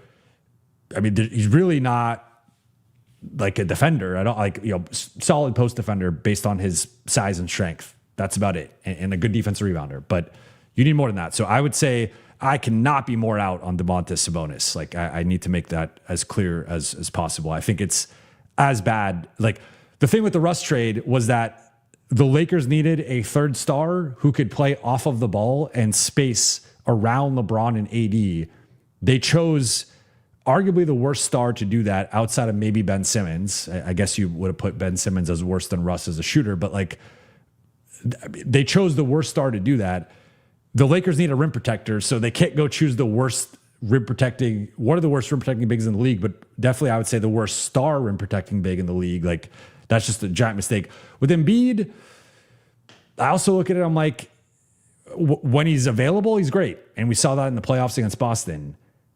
How often is he going to be available? Can you rely on that? And then on top of that, he's also not a lob threat, and he's a guy who's going to operate around the elbows. And like there was this, I think he started to embrace it more as a screen and roll big with Maxey, but there still was some tension at times just in terms of like the identity and how they're going to run the offense. And I do give him credit. I think he adapted a ton this year, and he has really developed as a passer and a shooter, but it's still not the clean. Like I think, and Luka's made it clear that he wants a screen and roll big. Like anyone, that's where like Turner or Embiid or Isaiah Stewart or some of these guys that can't screen and roll, Sabonis you could throw in there as well. I'm just like, that's not what Luka wants. Luka wants a screen and roll big. Luka wants to run 50 pick and rolls a game and leverage that for a bunch of lobs and dump offs and kick out passes. And then also him drawing fouls, getting downhill, playing the in-between game, getting to a step back. Like, that's a big part of what Luka does. And if the Lakers are building the offense around Luka, you need a big who could do that. And if you don't have that, I just don't think it works. Reeve Strongest Soldier, thank you for the super chat. I do not care how good he is. I refuse to watch Hack a Mitch. Look, Mitchell Robinson as a backup center, like I am less married to the notion of keeping Jackson Hayes than I think the Lakers are, or that maybe Luka is. I think Jackson Hayes is somewhere between a solid to good backup center, but I don't think he's a great backup center. I don't think he's like a high level backup center. I think even in the playoffs, we saw there were moments in the Houston and OKC series where he was unplayable. Like OKC, he was not good until game 4. He had an amazing game in game 4. Best game any Lakers center had against OKC all season, but he was not good until game 4. The Houston series, he got crushed in the Şengün minutes. They had to go away from him being matched up with Şengün at all, basically, in that series. So he has some real limitations that I would upgrade from Jackson Hayes to Robert Williams or Mitchell Robinson in a heartbeat, or Daniel Gafford in a heartbeat. Like, my dream would be, can you go get the Kessler or the Duren and go get the other guy and have Gafford as your backup, or have Robinson or Williams as your backup? Like, that's my dream. That would be my dream of like, go get the stud center and the stud backup. And like, that's now your new center rotation. That's going to be difficult to do. I don't foresee the Lakers doing that. They don't have the cap flexibility to pull, I think, both things off, but maybe it's going to cost you potentially Marcus and Luke. But with Mitchell Robinson as a starter, and we saw teams, San Antonio, teams went to Hackimich the entire playoffs, and they were forced to pull him off the floor. And it's like the second they get in the bonus, they're immediately going to Hackimich if he's out there.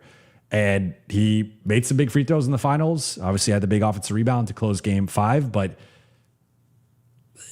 I mean, he's not Shaq. You're not like Shaq. You're living with it because Shaq's putting up 28 and 12 and 3 blocks and 65% shooting. That's not Mitchell Robinson. For as great of a backup as he is, he's not that. So yeah, we can joke about it, but I actually think it is like somewhat of a limiting factor of like, this is a dude that you can foul, send to the free throw line, and he's gonna maybe make one, or if not miss both. So yeah. Gerald Martin, thank you for the super chat. Give me Kuz and Ware. I would take Ware in a heartbeat, though I am a little concerned with like going all in on him as like your starting center. I think at that point, like a semi-realistic thing to me would be like, could you go get Ware and then sign the Williams or Robinson? So you do have some insurance, and keep Jackson. So you have some insurance. Where's your long-term center? You have the Williams or Robinson veteran backup option if Ware just isn't ready or like whatever. You could also close sometimes with those guys. And then you also have Jackson. You have this 3-headed committee. Kuzma, I know he holds a special place in Lakers fans' hearts, but I mean, look, $19.4 million expiring. There are worse contracts. I think he's currently a below non-taxpayer mid-level guy. He's coming off. I just want to be accurate here with his shooting numbers, but he's had some pretty rough games the last couple of years in particular. I think has regressed, but yeah, I mean, still putting up 13 points, 4.5 rebounds, 2.7 assists. Shot 35% on threes, 34.7 to be technical, 49% overall. 57% shooting on twos. Yeah, I think the aesthetic of his game has changed a lot going from LA to Washington to eventually Milwaukee. And that part's been hard. When you look at the playoffs, they weren't in the playoffs this past year, but go back 2 years ago in the playoffs, averaged 6 points, 2 rebounds, shot 34% and 20% on threes, played 20 minutes a night, and was progressively played out of that series. Like, I don't know. I don't love Kuzma at 19. Like, I'd rather just have Rui at 17 than Kuzma at 19.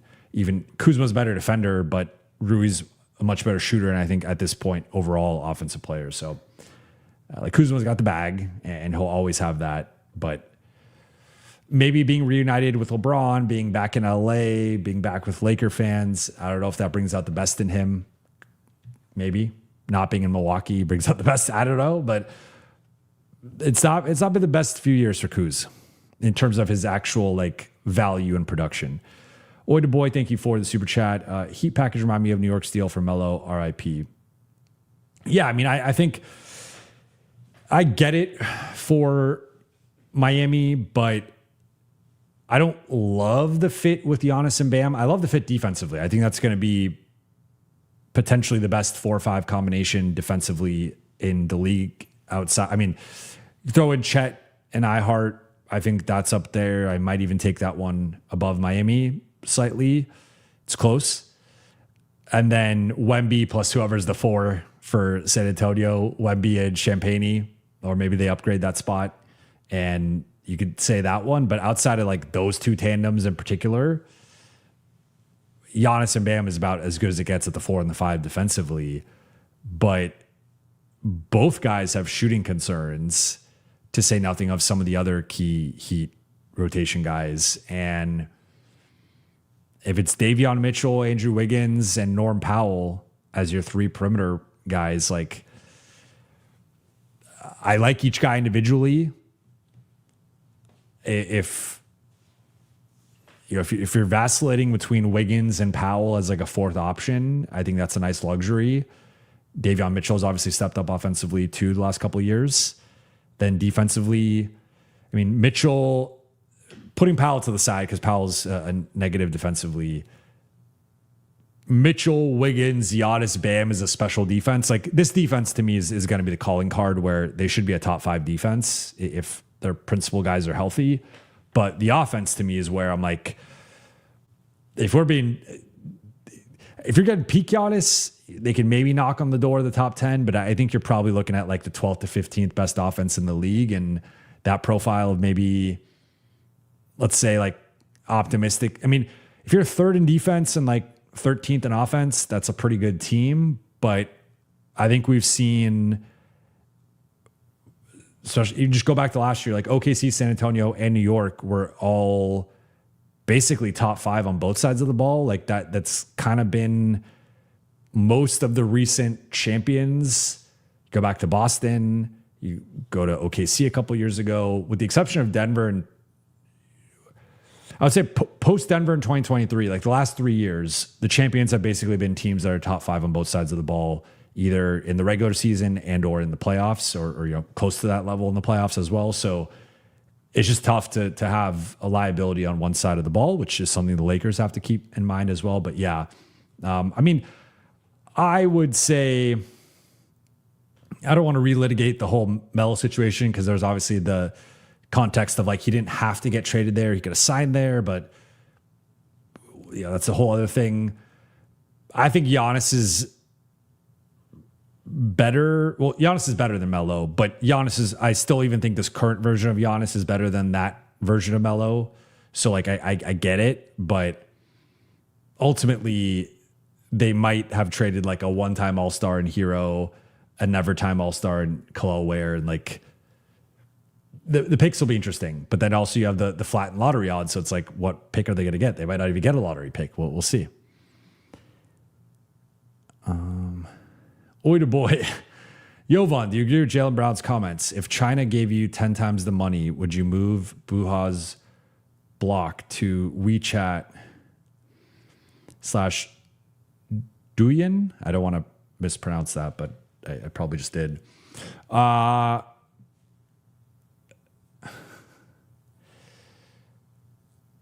No. I would need more than 10 times the money to honestly, just to move. Like, I've never lived outside of LA, and I don't plan on living outside of LA. So just to get me out of LA, like even within the country, would take a certain amount of money. But to get me to move out of the country, I would need a good amount, and I would say more than that. But I mean, now look, when you're making hundreds of millions of dollars and you 10x that, okay, that's different, right? Or you're making $40 million, you 10x that, it's different. So maybe if I was in a different, if I was in the NBA player tax bracket, that's a different conversation. But yeah, I would say at this point, I'm comfortable where I am, and I don't. I love what I'm doing, and I don't want to move. Eddie, thank you for the super chat. Hey, Jovan, who's your player at 25? So, trying to keep it realistic, my player at 25 is Jaden Quaintance. I don't think he's going to be available there, but if he is somehow available there and slips a bit, that would be my preferred guy. And then you're basically getting Robert Williams for a quarter of the price and also 10 years younger, and with some, similar injury concerns, but still with the upside to potentially reach the peak that and the ceiling that Robert Williams never reached, or only reached in flashes. I think particularly in Boston. If the Lakers are trading up, sorry, I talked about this on Lakers Collective. Morris Johnson Jr., Cameron Carr, or Dalen Swain would be guys I'd be looking at to trade up for, or Quaintance, depending on the pick that you're trading up for. At 25, I think Quaintance or Swain dropping would be a dream if I'm the Lakers. I will admit I am a Chris Seddick guy. I know he's one of the most polarizing guys in the draft, and I do like the upside guys. I'm not going to lie. Like there's something to, you can't teach 6'11", 250 with that vertical and just the physical tools he has. Now there are some motor and processing concerns that do scare me, but at 25, I think it's different. If you're at 15, I don't take Chris Seddick. If you're at 25 and you're looking at like Chris Seddick or Zuby Ejiofor, I think Zuby's clearly got the higher floor, and I think Zuby's probably going to be an 8th or 9th man for 8 to 10 years, grow into being that. But Chris Seddick could be a starter and like a high level starter, I think. And you could potentially be getting that at pick 25. So I would say Quaintance and Swain are my two top guys at that spot, but they also might not be available. I'd be open to trading up for either one of those guys, Carr or Johnson. I'd be open to trading up for. In that realistic range, I think for me, it's probably between Seddick and Joshua Jefferson. People love to compare him to Kyle Anderson. I see Spurs Boris Diaw, and that's actually lofty praise because Spurs Boris Diaw nearly won a Finals MVP. So I'm not going like that high, but that just type of can come in, play. You're probably more of a 4 than a 3, but can play, I think, either forward spot, especially in like a bench role, but can just do a little bit of everything. Like, I mean, the passing's at a high level. He's the best passing big in the draft easily, and I think just straight up one of the best passers. But he can rebound. I think, is a better shooter than people give him credit for. He can defend multiple positions and is a solid defensive playmaker. So Joshua Jefferson, I've talked about this a couple times on shows, but I think you could plug Joshua Jefferson tomorrow in the Jake LaRavia role and potentially just already have a better player who's like I think he could play 12 to 15 minutes tomorrow and be a productive rotation guy. Zuby's the other one that I really like, more so for the motor, the switchability, the defensive versatility, and having, I see a lot of Colin Murray-Boyles in his game. I don't think he's as good as Colin Murray-Boyles, but Colin Murray-Boyles was obviously a lottery pick. I think it was ninth or 10th pick. So if you're getting that type of guy, or 80 to 90% of that at the number 25 pick, I think you take that swing. And then I'm lower on Vassar and Terrace Reed. With both those guys, it's more so defensive concerns. With Vassar, there's a physicality and strength element where he's 227 pounds as a 7-footer. I think he can get pushed around on both sides of the ball, and that's a real concern for me. So I think like people focus on the shooting. I think there's a lob threat element with him that I love. There's a post element and a passing element. Like I think he's incredibly skilled offensively. He can kind of do everything offensively. He can rip through and drive, pump and drive. He can post up, mismatches, or just like size guys, offensive rebounds, lob threat. He was very efficient as a pick and roll finisher this past season, and he's got the shot. The issue is just the defensive side of, I don't think he's quite the defensive rebounder or rim protector you want. And then you also factor in some of the post limitations, some of the throw him in the Houston series. I think Şengün is eating his lunch. I think it's similar to Jackson. Like I see some Jackson in his defense, where probably a better rim protector entering the league than Jackson, also a bit older than Jackson was, and a better rebounder, but similar to some of the things that Jackson has struggled with. I think Vassar can struggle with as well. So that concerns me. And then Terrace Reed, I go back and forth with him sometimes. Like the film is impressive, and sometimes I talk myself more into him, but I do see a lot of Day'Ron, and they actually share the same agents. But to me, it's more so like that big of the more traditional old school big. Like if you look at post up numbers have been decreasing for years now. And it's pretty much, you have to be like an all-star big man or an all-star big forward to be running a certain amount of post-ups. So like most people, the average role player is posting up fewer than 3 times per game. So if the appeal with Tarris Reed is this post game that he has against college guys, I don't think teams are going to be running post-ups for him at the NBA level consistently. I could be wrong on that, but that's just my read on it. Then defensively, he is not fleet of foot. He's got good length, solid rim protector based on like some of his physical limitations, but he's more so like just an immovable object that with the strength is valuable there. But there are guys like Steven Adams, for example, is not a rim protector per se, but he does have a certain amount of mobility where he can hedge and recover. He can show high. He can play up to the level. And he's also an immovable object in the post, defensive glass, etc. Just not quite like going to win those verticality battles.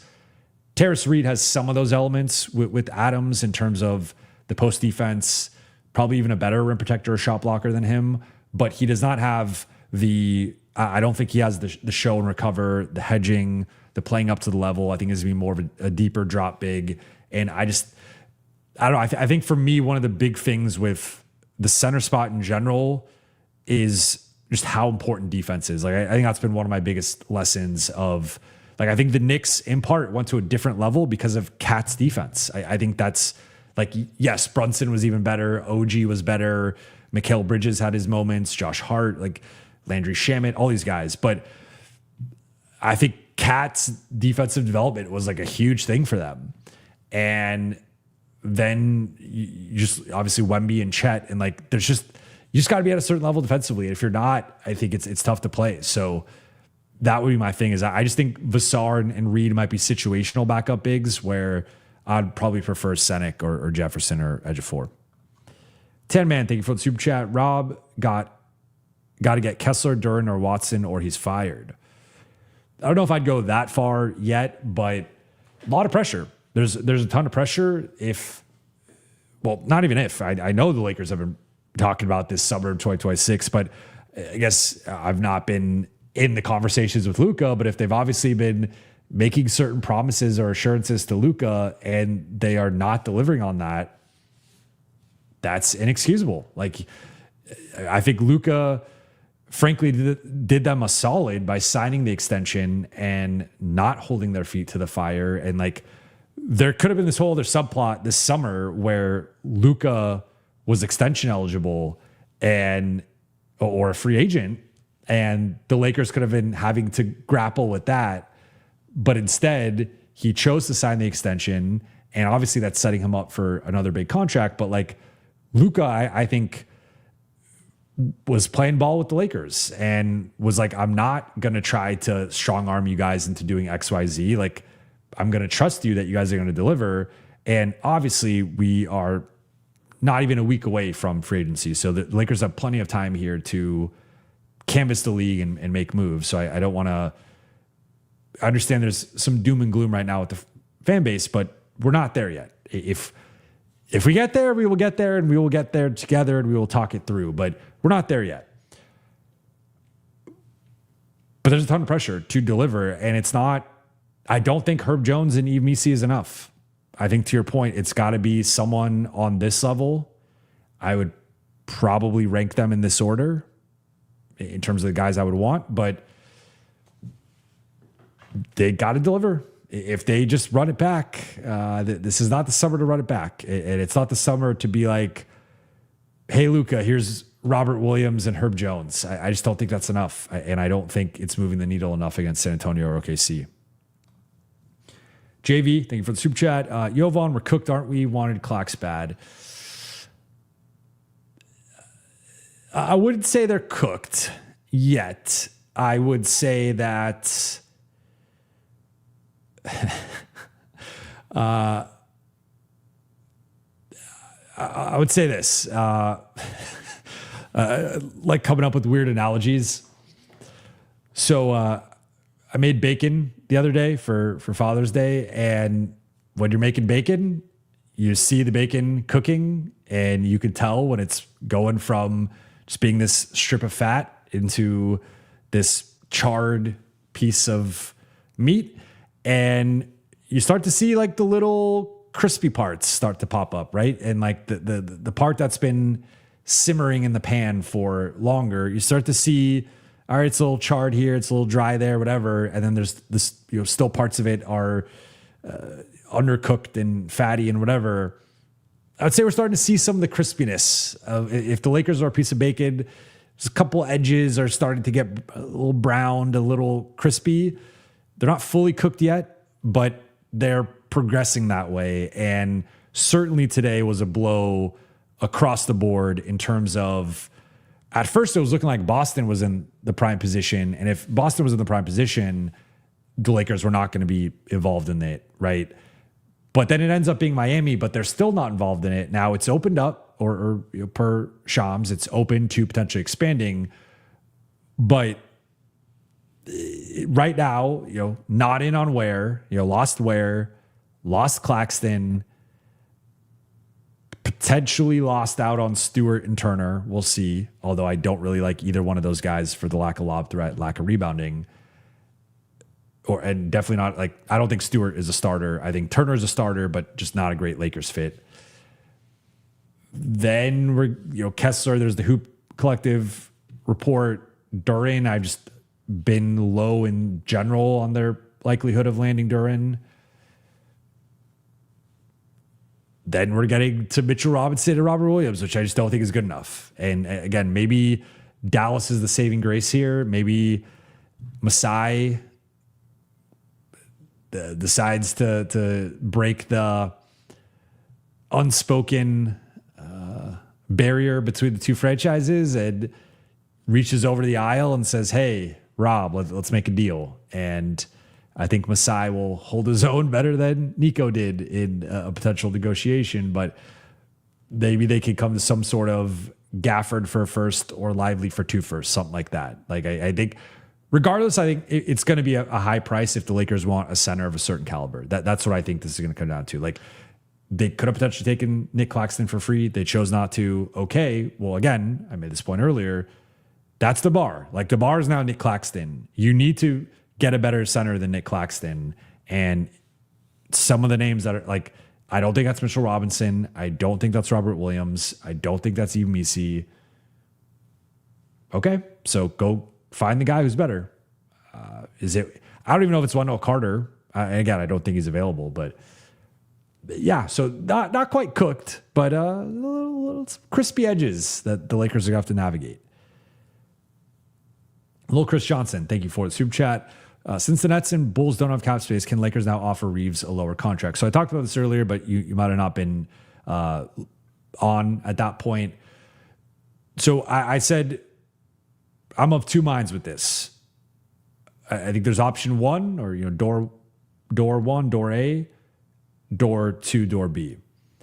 And it's either the Lakers and Austin have agreed to something, which I think is the more likely scenario, and Austin and his representatives let the Nets, the Bulls, the Hawks, and the Pistons know Austin's staying, Austin's not on the market, and the Lakers and Austin have been having this public negotiation to some degree over the past 2 weeks.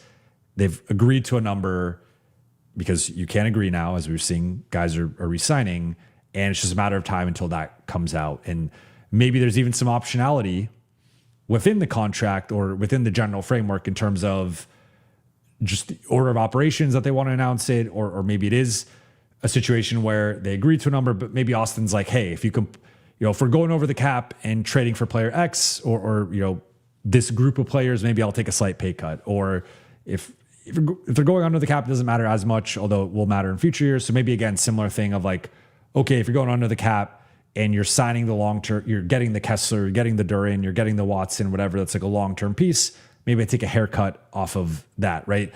There could even be some optionality within that of again, like if the Lakers do XYZ, maybe Austin takes an even lower number, but tentatively it's at like some number. I think that is the more likely scenario right now. The other option, which to your question would be the situation at hand, would be Austin had leverage and he had these teams interested, and maybe they were not confident in their ability to land him. Maybe they like these other options better. But I think on paper, if you were looking at, like right now, people don't love the Julius Randle contract. That's partly why Minnesota had to attach a first to get off of Julius Randle. I think if Randle, Claxton, and Austin are all unrestricted free agents on an open market, I think Austin's getting the biggest contract. So for the Bulls to pivot to Claxton, the Nets to pivot to Randle, Hawks are obviously, they're helping the Thunder out. And then you have the Pistons, what it's kind of TBD right now. That to me signals that I think Austin has agreed to a number and he's staying in LA and they figured something out. And like, it's just a matter of time until they announce it. But if it's not, and he played his leverage wrong and he played his hand wrong, then obviously it's unfortunate for him, but it's a win for the Lakers because then the Lakers can talk that number down. Now, I did note earlier that technically, I think the Nets have around 35, 36 million in cap space. They could make Austin an offer starting with that 35, 36 that would end up being around 4 years, 160, around 40 million AAV. That's lower than the 178 that they were reported to offer him. So it's not the full max in terms of Austin as an unrestricted free agent from a suitor, but it still is a high number at 40 that like could force the Lakers' hand a little bit. So that's why, again, I continue to say, I think it's going to end up being 5 years, 200. That's my prediction. I think it's 40 AAV. 200 is a nice round number, big number for the guy who's on a hometown discount a couple years ago or 3 years ago at this point, and like is yet to make like his big payday. Like I think that's where it ends up being. And that would then though, because remember, AAV does not mean it starts at 40. So I think that probably starts at maybe 35, 36. I mean, they could have it front loaded and descend. So maybe the Lakers want to, it's like 41. I think 41 is the max they could start at. It's like 41, 40, 30, it like progressively decreases by a little bit until it's like 37 or so in like the last year. Or the more conventional route is you start at like 35, then it goes up like 35, 37, 39, 41, 43, something like that. Then it's average AAV around 40. I think it's the former, not the latter, but we'll see. NBA Enjoyer, thank you for becoming a YouTube member. I appreciate that. Shout out to NBA Enjoyer. And then he follows up, finally a member. Thank you again. Means the world. Appreciate it. How have you been in general, Brate? I've been good. I've been excited for, honestly, tonight. Like this is, wouldn't say this is my Christmas, but it's quite close. I mean, I would say like peak obviously is like playoffs and the finals. That's like what this entire thing is about, is the reason there's an off season. The reason there's a season is to get to that point. And that's the pinnacle of basketball. But it's great going like directly from that into the draft, into free agency and all the madness. And again, I was planning to come on here literally 5 minutes before the Giannis trade. I was making the setup for, doing my thumbnail and the title and all that stuff. And I was like, all right, I'm going to come on, talk about Io, talk about Gillespie, talk about XYZ, and then go into the Lakers side of it all, and then go into the Q&A. And right as I'm making it, all of a sudden the Giannis trade drops and I'm like, all right, I got to pivot. Obviously we got to talk about that. But no, I'm doing well. Some know I went to New York a couple weeks ago with my wife and my son, visited my brother out there. My mom joined as well. Shout out to Mama Buha. And, so that was a great trip out there for a week. Just been gearing up. I'm really excited for free agency. My son's out here all summer, so that's a highlight for me.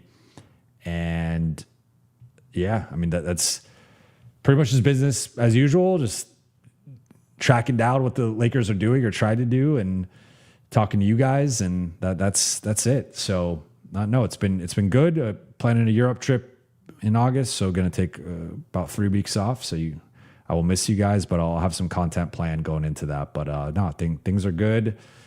Some of you know, I mentioned it on the last show I did, that I'm going to be doing NBA TV during free agency. So going to be in the studio on day 3 of free agency. Really excited for that. First time, I've done NBA TV a couple times, but first time in the studio, and probably the longest I've been on TV because I think it's gonna be like an all day thing. So that'll be fun, and hopefully we have some stuff that happens on day 3 to make it fun and exciting. But yeah, I'm pumped for that, and just excited to see where things go over the next couple of weeks. Justin Block, thank you for super chat. If Jazz say no to a Kessler Max, would you offer? Well, I think the Jazz are saying no to a Kessler Max because a Kessler Max is going to be, I think it's basically the same situation as Austin. So if I'm not mistaken, I don't know what, that's actually a good question. I don't think Kessler's really been in the mix to get a max, but I think Kessler's max might be 4 years, 178, if I'm not mistaken. And if that's the case, I would not go 4 years, 178. I mean, now we're talking 44 AAV, where I just think that's too high for, like, I would say I'm in like the 99th percentile on Kessler. I think he is a gem hiding in plain sight in terms of just the skill set and what a modern big needs. Like I just see, there's obviously a lot of Gobert in his game, but I think he's a more refined offensive player and has better hands, better lob catching abilities, better finishing against mismatches. He expanded to some 3-point range, had 6 threes in 5 games, only 5 games, but like was actually flat, like had a couple games with 2 threes. I just think he can do everything you want, specifically from a Lakers center, but also specifically from like a modern big. If you're not going to be like the Wemby, Chet, Cat level, the next tier down, I think Kessler can be in that mix. So I'm high on Kessler. I would not go as high as 44 million. I think that as long as that's, I could be wrong. I don't know off the top of my head because I know there's some of the rules with restriction, but I'm pretty sure because I think Duran, because of the All NBA and All Star stuff, I think his max is a bit higher, but I'm pretty sure Kessler's max is the 25% max, which would be 4 years, 178 for a suitor.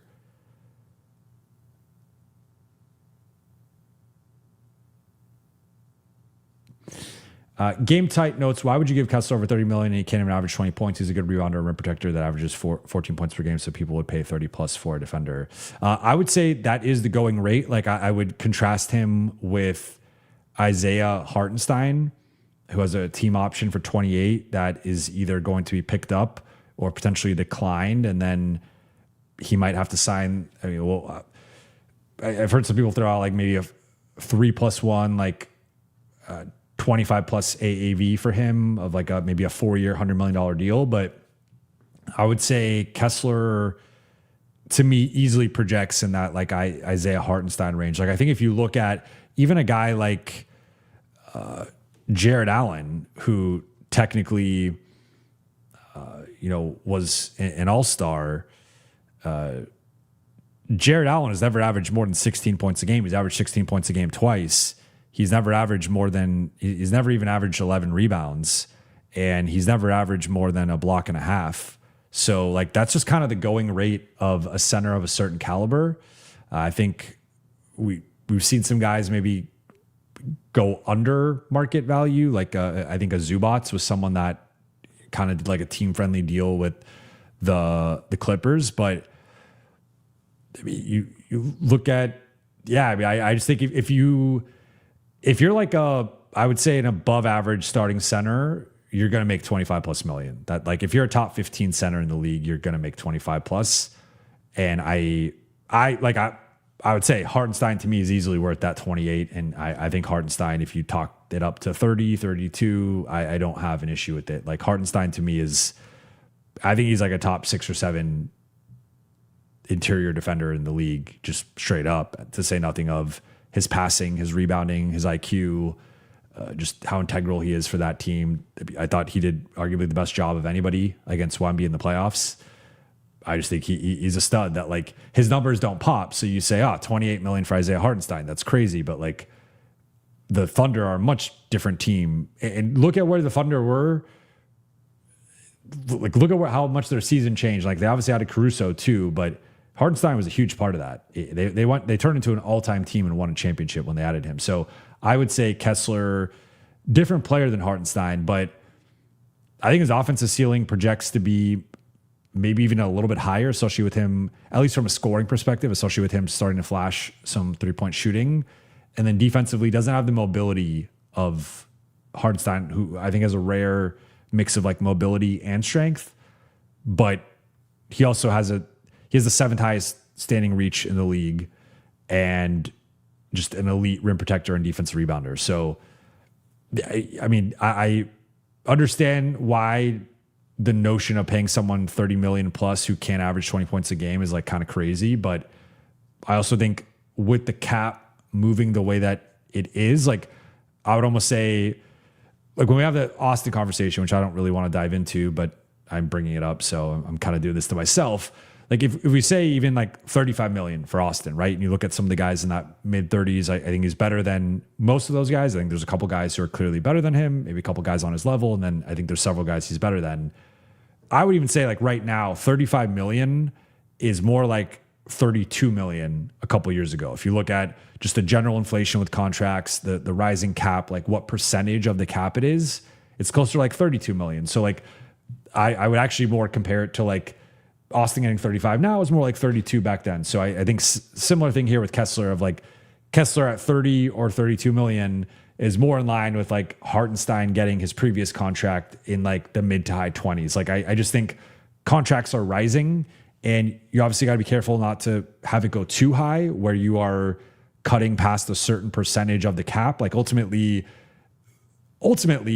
the dollar amount doesn't matter. What matters is the percentage of the cap, right? And that's where like with Austin, the 48 AAV, the 5-year 241 million, Austin making 241 million doesn't matter in like the sense of like Austin should be able to make however much he wants. The issue is if Austin's making 48 million, that is 25% of the cap. And that is just such a big chunk of the cap that it's difficult to justify that, right? Like I think people are still adjusting to the overall numbers that guys are making with their contracts when it's like, again, 30 million now is closer to 25 million 2 or 3 years ago and like 20 million, a few years, a couple years before that. Like the contracts are just progressively getting higher. We're soon going to have guys making 70, 80 million dollars. And that's just the new reality. And so I think the bigger thing is like what percentage of the cap you make and making sure that's in line with how you want to build your roster. But look, like if it were up to me, I would pay Kessler. I think a fair contract for him is somewhere in the high 20s, maybe upwards of 30. But the way that restricted free agency works is you have to overpay to get the guy. That's the only way to put like, and if there's no market on the guy, then obviously there's no market on the guy for a reason. And like the team has seen something they don't like. But if it's a competitive restricted free agent, you have to overpay. That's just how restricted free agency works. So when we talk about like my max for Kessler would be 35. I would not go a dollar or a penny over 35. But that's with me saying I think he's more of like a 28 to $30 million projected player right now. But I think he can grow into being like a $35 million player. So there's some nuance within the conversation, but I would just say that we have a rising cap with the new TV deals. It's projected to go up year after year.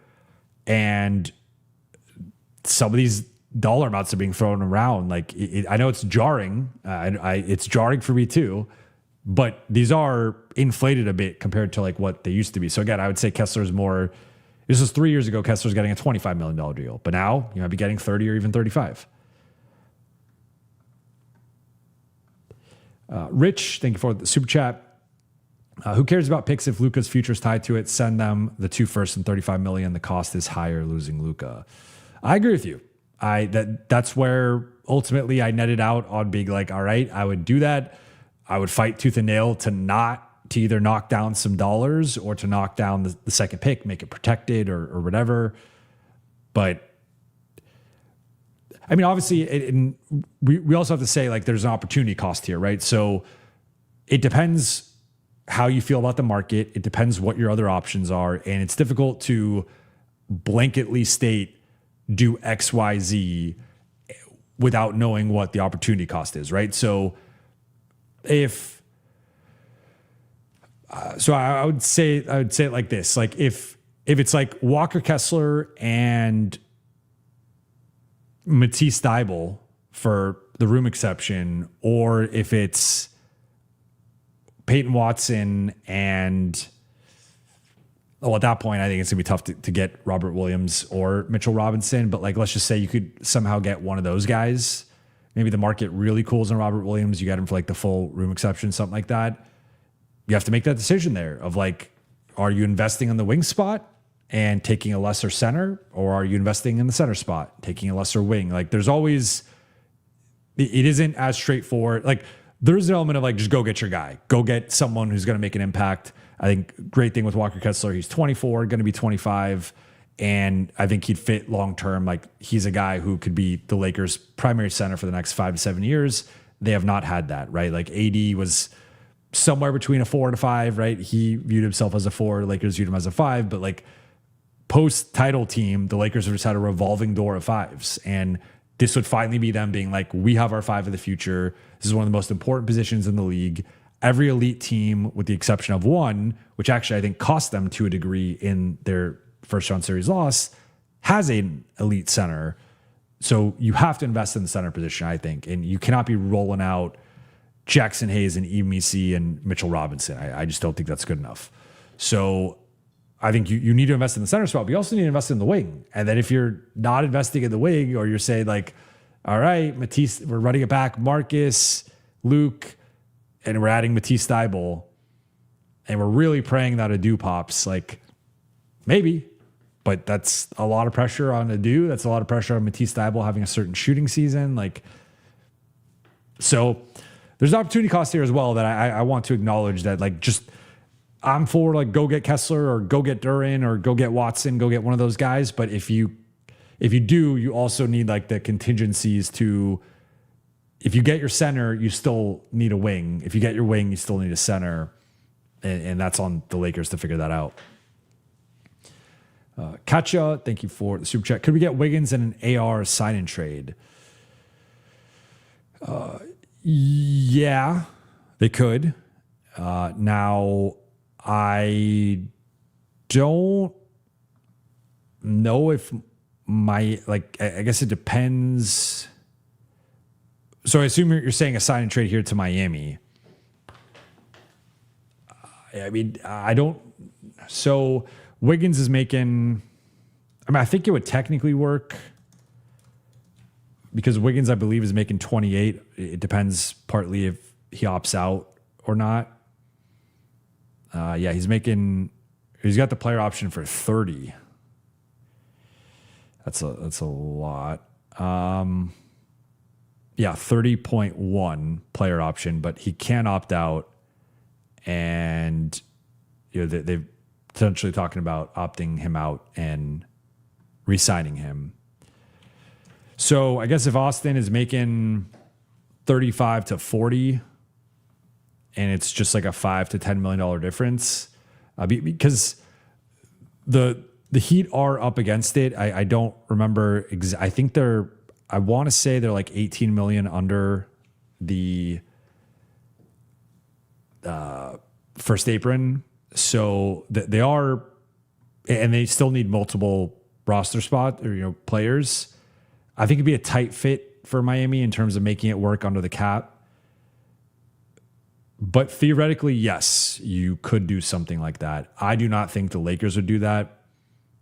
I have repeatedly said I think the Lakers would only trade Austin for a player that they think is better than Austin, which I do not.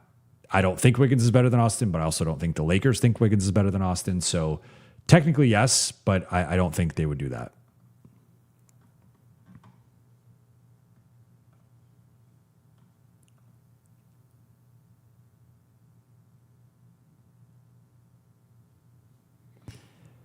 Game type follows up. Kessler's got 35 to 40 million. Good for him. I hope Lakers don't give it to him. I'd rather get Ware and either Williams or Robinson for that price. Where in 3 to 4 years, Ware will be better.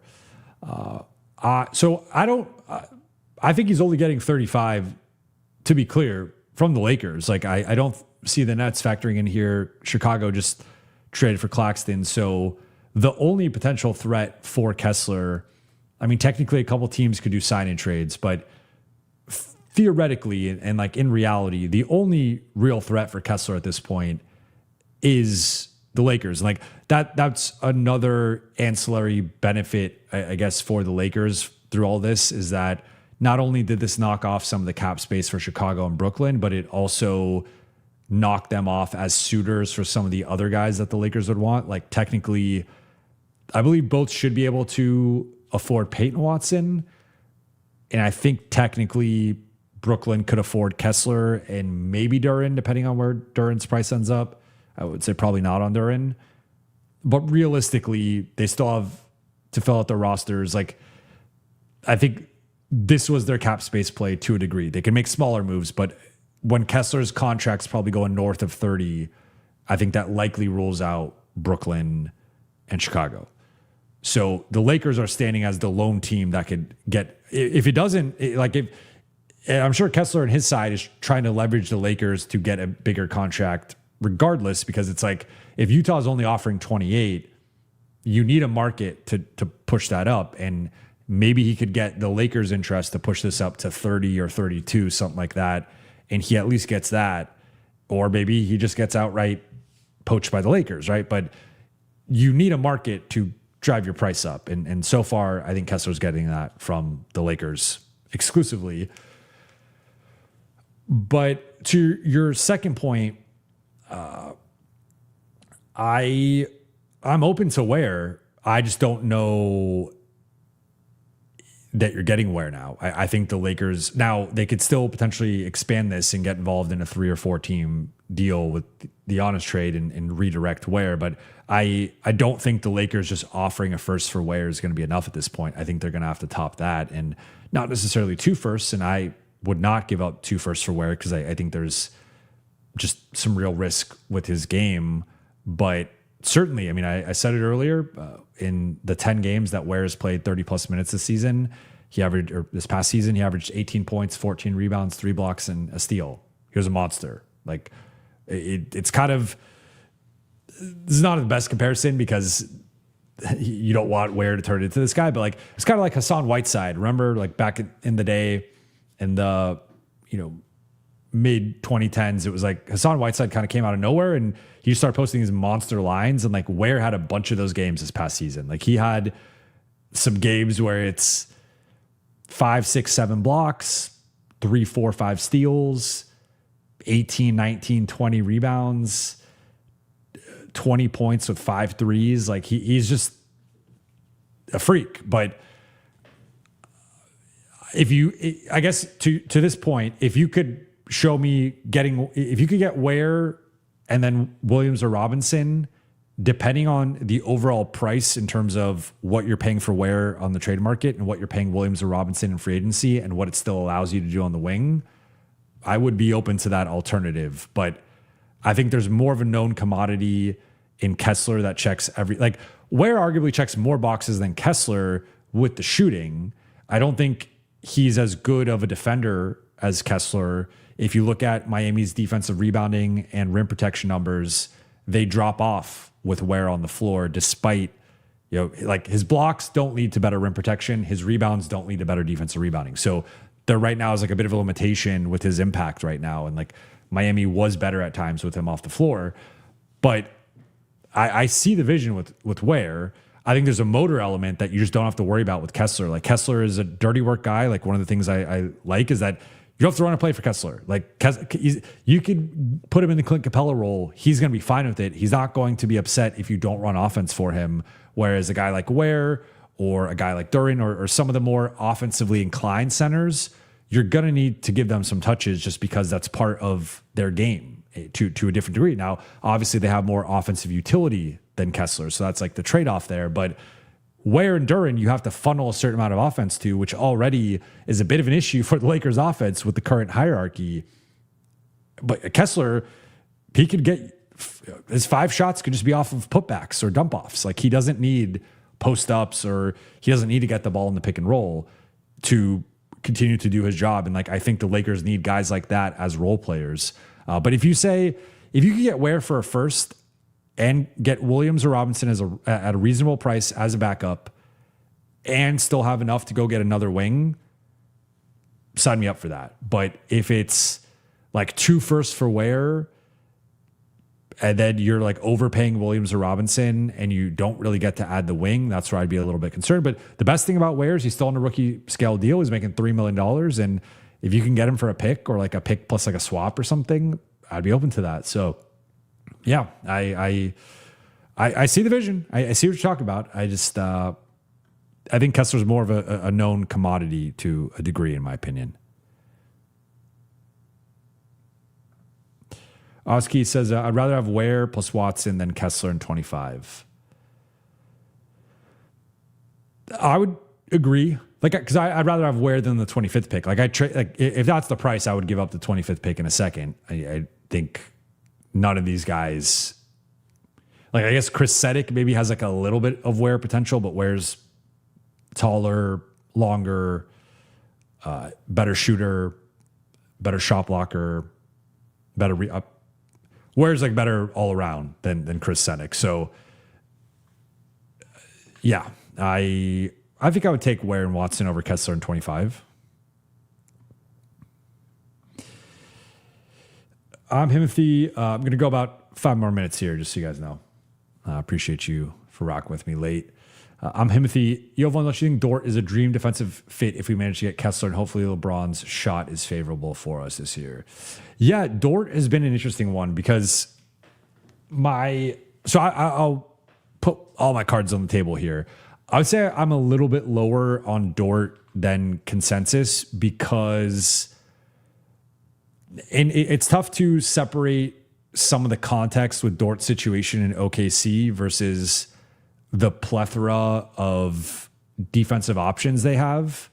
But I have found myself noticing in the last couple of postseasons, there have been plenty of fourth quarters and crunch times where OKC is consistently closing with other guys over Dort. And you see like Dort is often the fall guy in terms of like Jared McCain comes in and starts over him in like the second half, or Caruso closes over him, Wallace closes over him, AJ Mitchell closes over him. And part of it is like the Thunder, when healthy, just have a loaded group, and it's like Shea, Chet, and J-Dub when healthy, that's 3 locks. So you get like one more perimeter guy and Hartenstein, or you get 2 perimeter guys, right? But like there's only so many open spots in their closing lineup.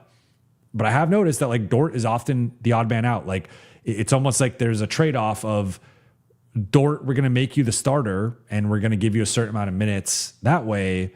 But when it's closing time and it's like, I think if you just straight up ask Mark Dagnall, you have 5 minutes to win a game, who are you going to throw out there? Dort or Alex Caruso? He'd pick Alex Caruso. Dort or Kayson Wallace? He'd pick Kayson Wallace. Dort or AJ Mitchell? He'd pick AJ Mitchell. So now the part that's hard with this though is that because they have so much defensive talent on the perimeter, like there are plenty of teams where I think Dort would just be a mainstay and he would be the 30 to 35 minute a night guy that is the primary stopper, that is closing games. So like maybe some of my opinion of this has been colored by the context of the OKC situation and just continually noticing like Dort's not out there, or like the offense kind of hums at a different level. Like he's very dependent on his shot. If Dort is not, because that's the other element of this is like Dort is a very limited offensive player in a way that like I would say a much better offensive player than Jared Vanderbilt, but still limited in a similar sense of like Dort's basically only taking catch and shoot threes or like, pump fake sidestep 3. He will occasionally attack a closeout on the baseline.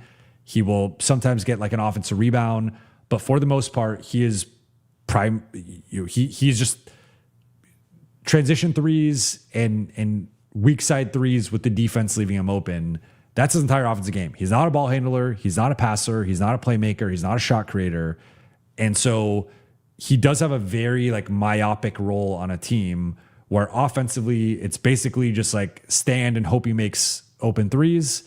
And then defensively, he's obviously like an all defense level guy. It's just the Thunder have like 5 guys like that are just also better offensively. So that's kind of colored some of my perception of Dort. That said, on this Lakers team, could he be an upgrade over Marcus? I think so.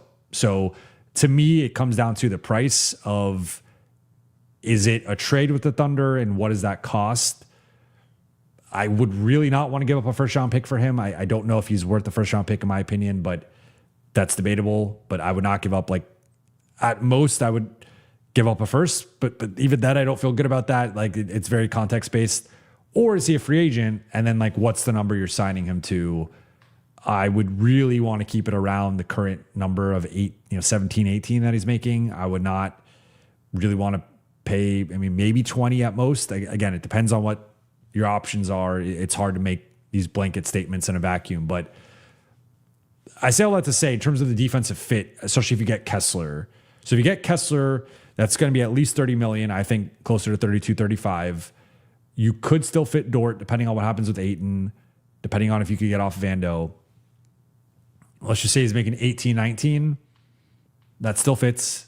It gets tricky with LeBron, and it gets tricky with, like, you might lose Marcus, or maybe you use the room exception on Marcus, then you lose Luke. But let's just say, for argument's sake, you somehow find a way to keep LeBron, you add Dort, you get Kessler, and you keep Marcus. Yeah, Dort could be that Marcus upgrade in terms of overall. I think he's a better defender and also younger. And then offensively, I would say Smart's a better shooter, but it's relatively close. I think it's relatively close. They both have their cold spells and they both have their, Dort against the Lakers. I think that's the other thing I'm like, Dort against the Lakers. I get why some Laker fans are like, oh, Dort against the Lakers, he turns into Klay Thompson. But against most other teams, as we saw in the Spurs series, like, that's not how Dort shoots against everybody else. It's just against the Lakers, he becomes this marksman. He has the random game every few games where he hits a bunch of threes, but I don't know.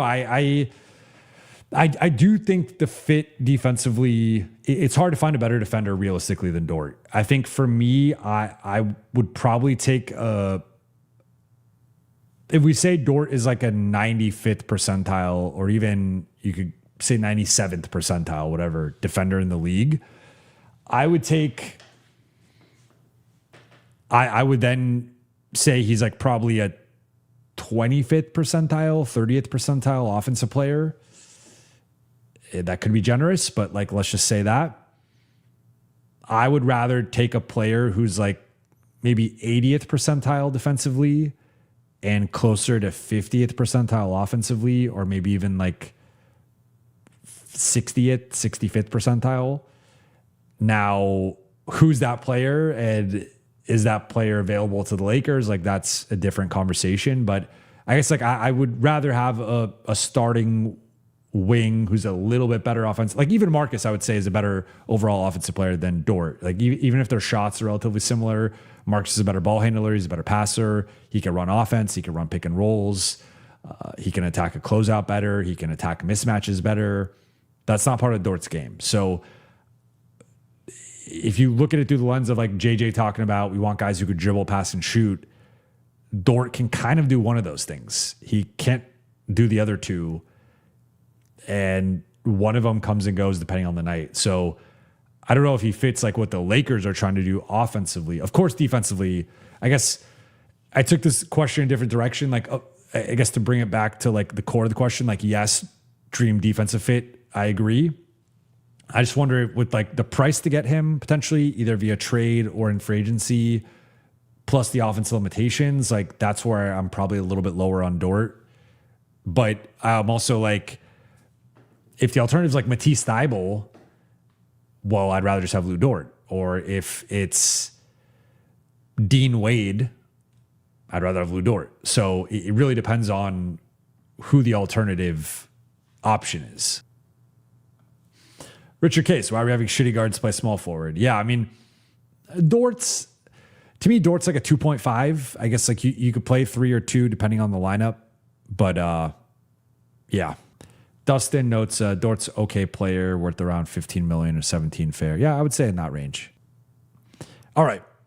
I am going to wrap here, though. Appreciate you guys for watching and listening. For those watching on YouTube, please be sure to hit that subscribe button, turn on channel notifications, and like and comment on this video. For those listening on Apple Podcasts, Spotify, or your podcast platform of choice, please be sure to follow, download, and leave a 5-star review. I'll be back tomorrow. The Lakers are having a draft night watch party at the facility, so I will be there. I was planning on going live for the entire draft, but now that the Giannis domino has fallen, and like we've seen some movement, but we'll see some more stuff tomorrow.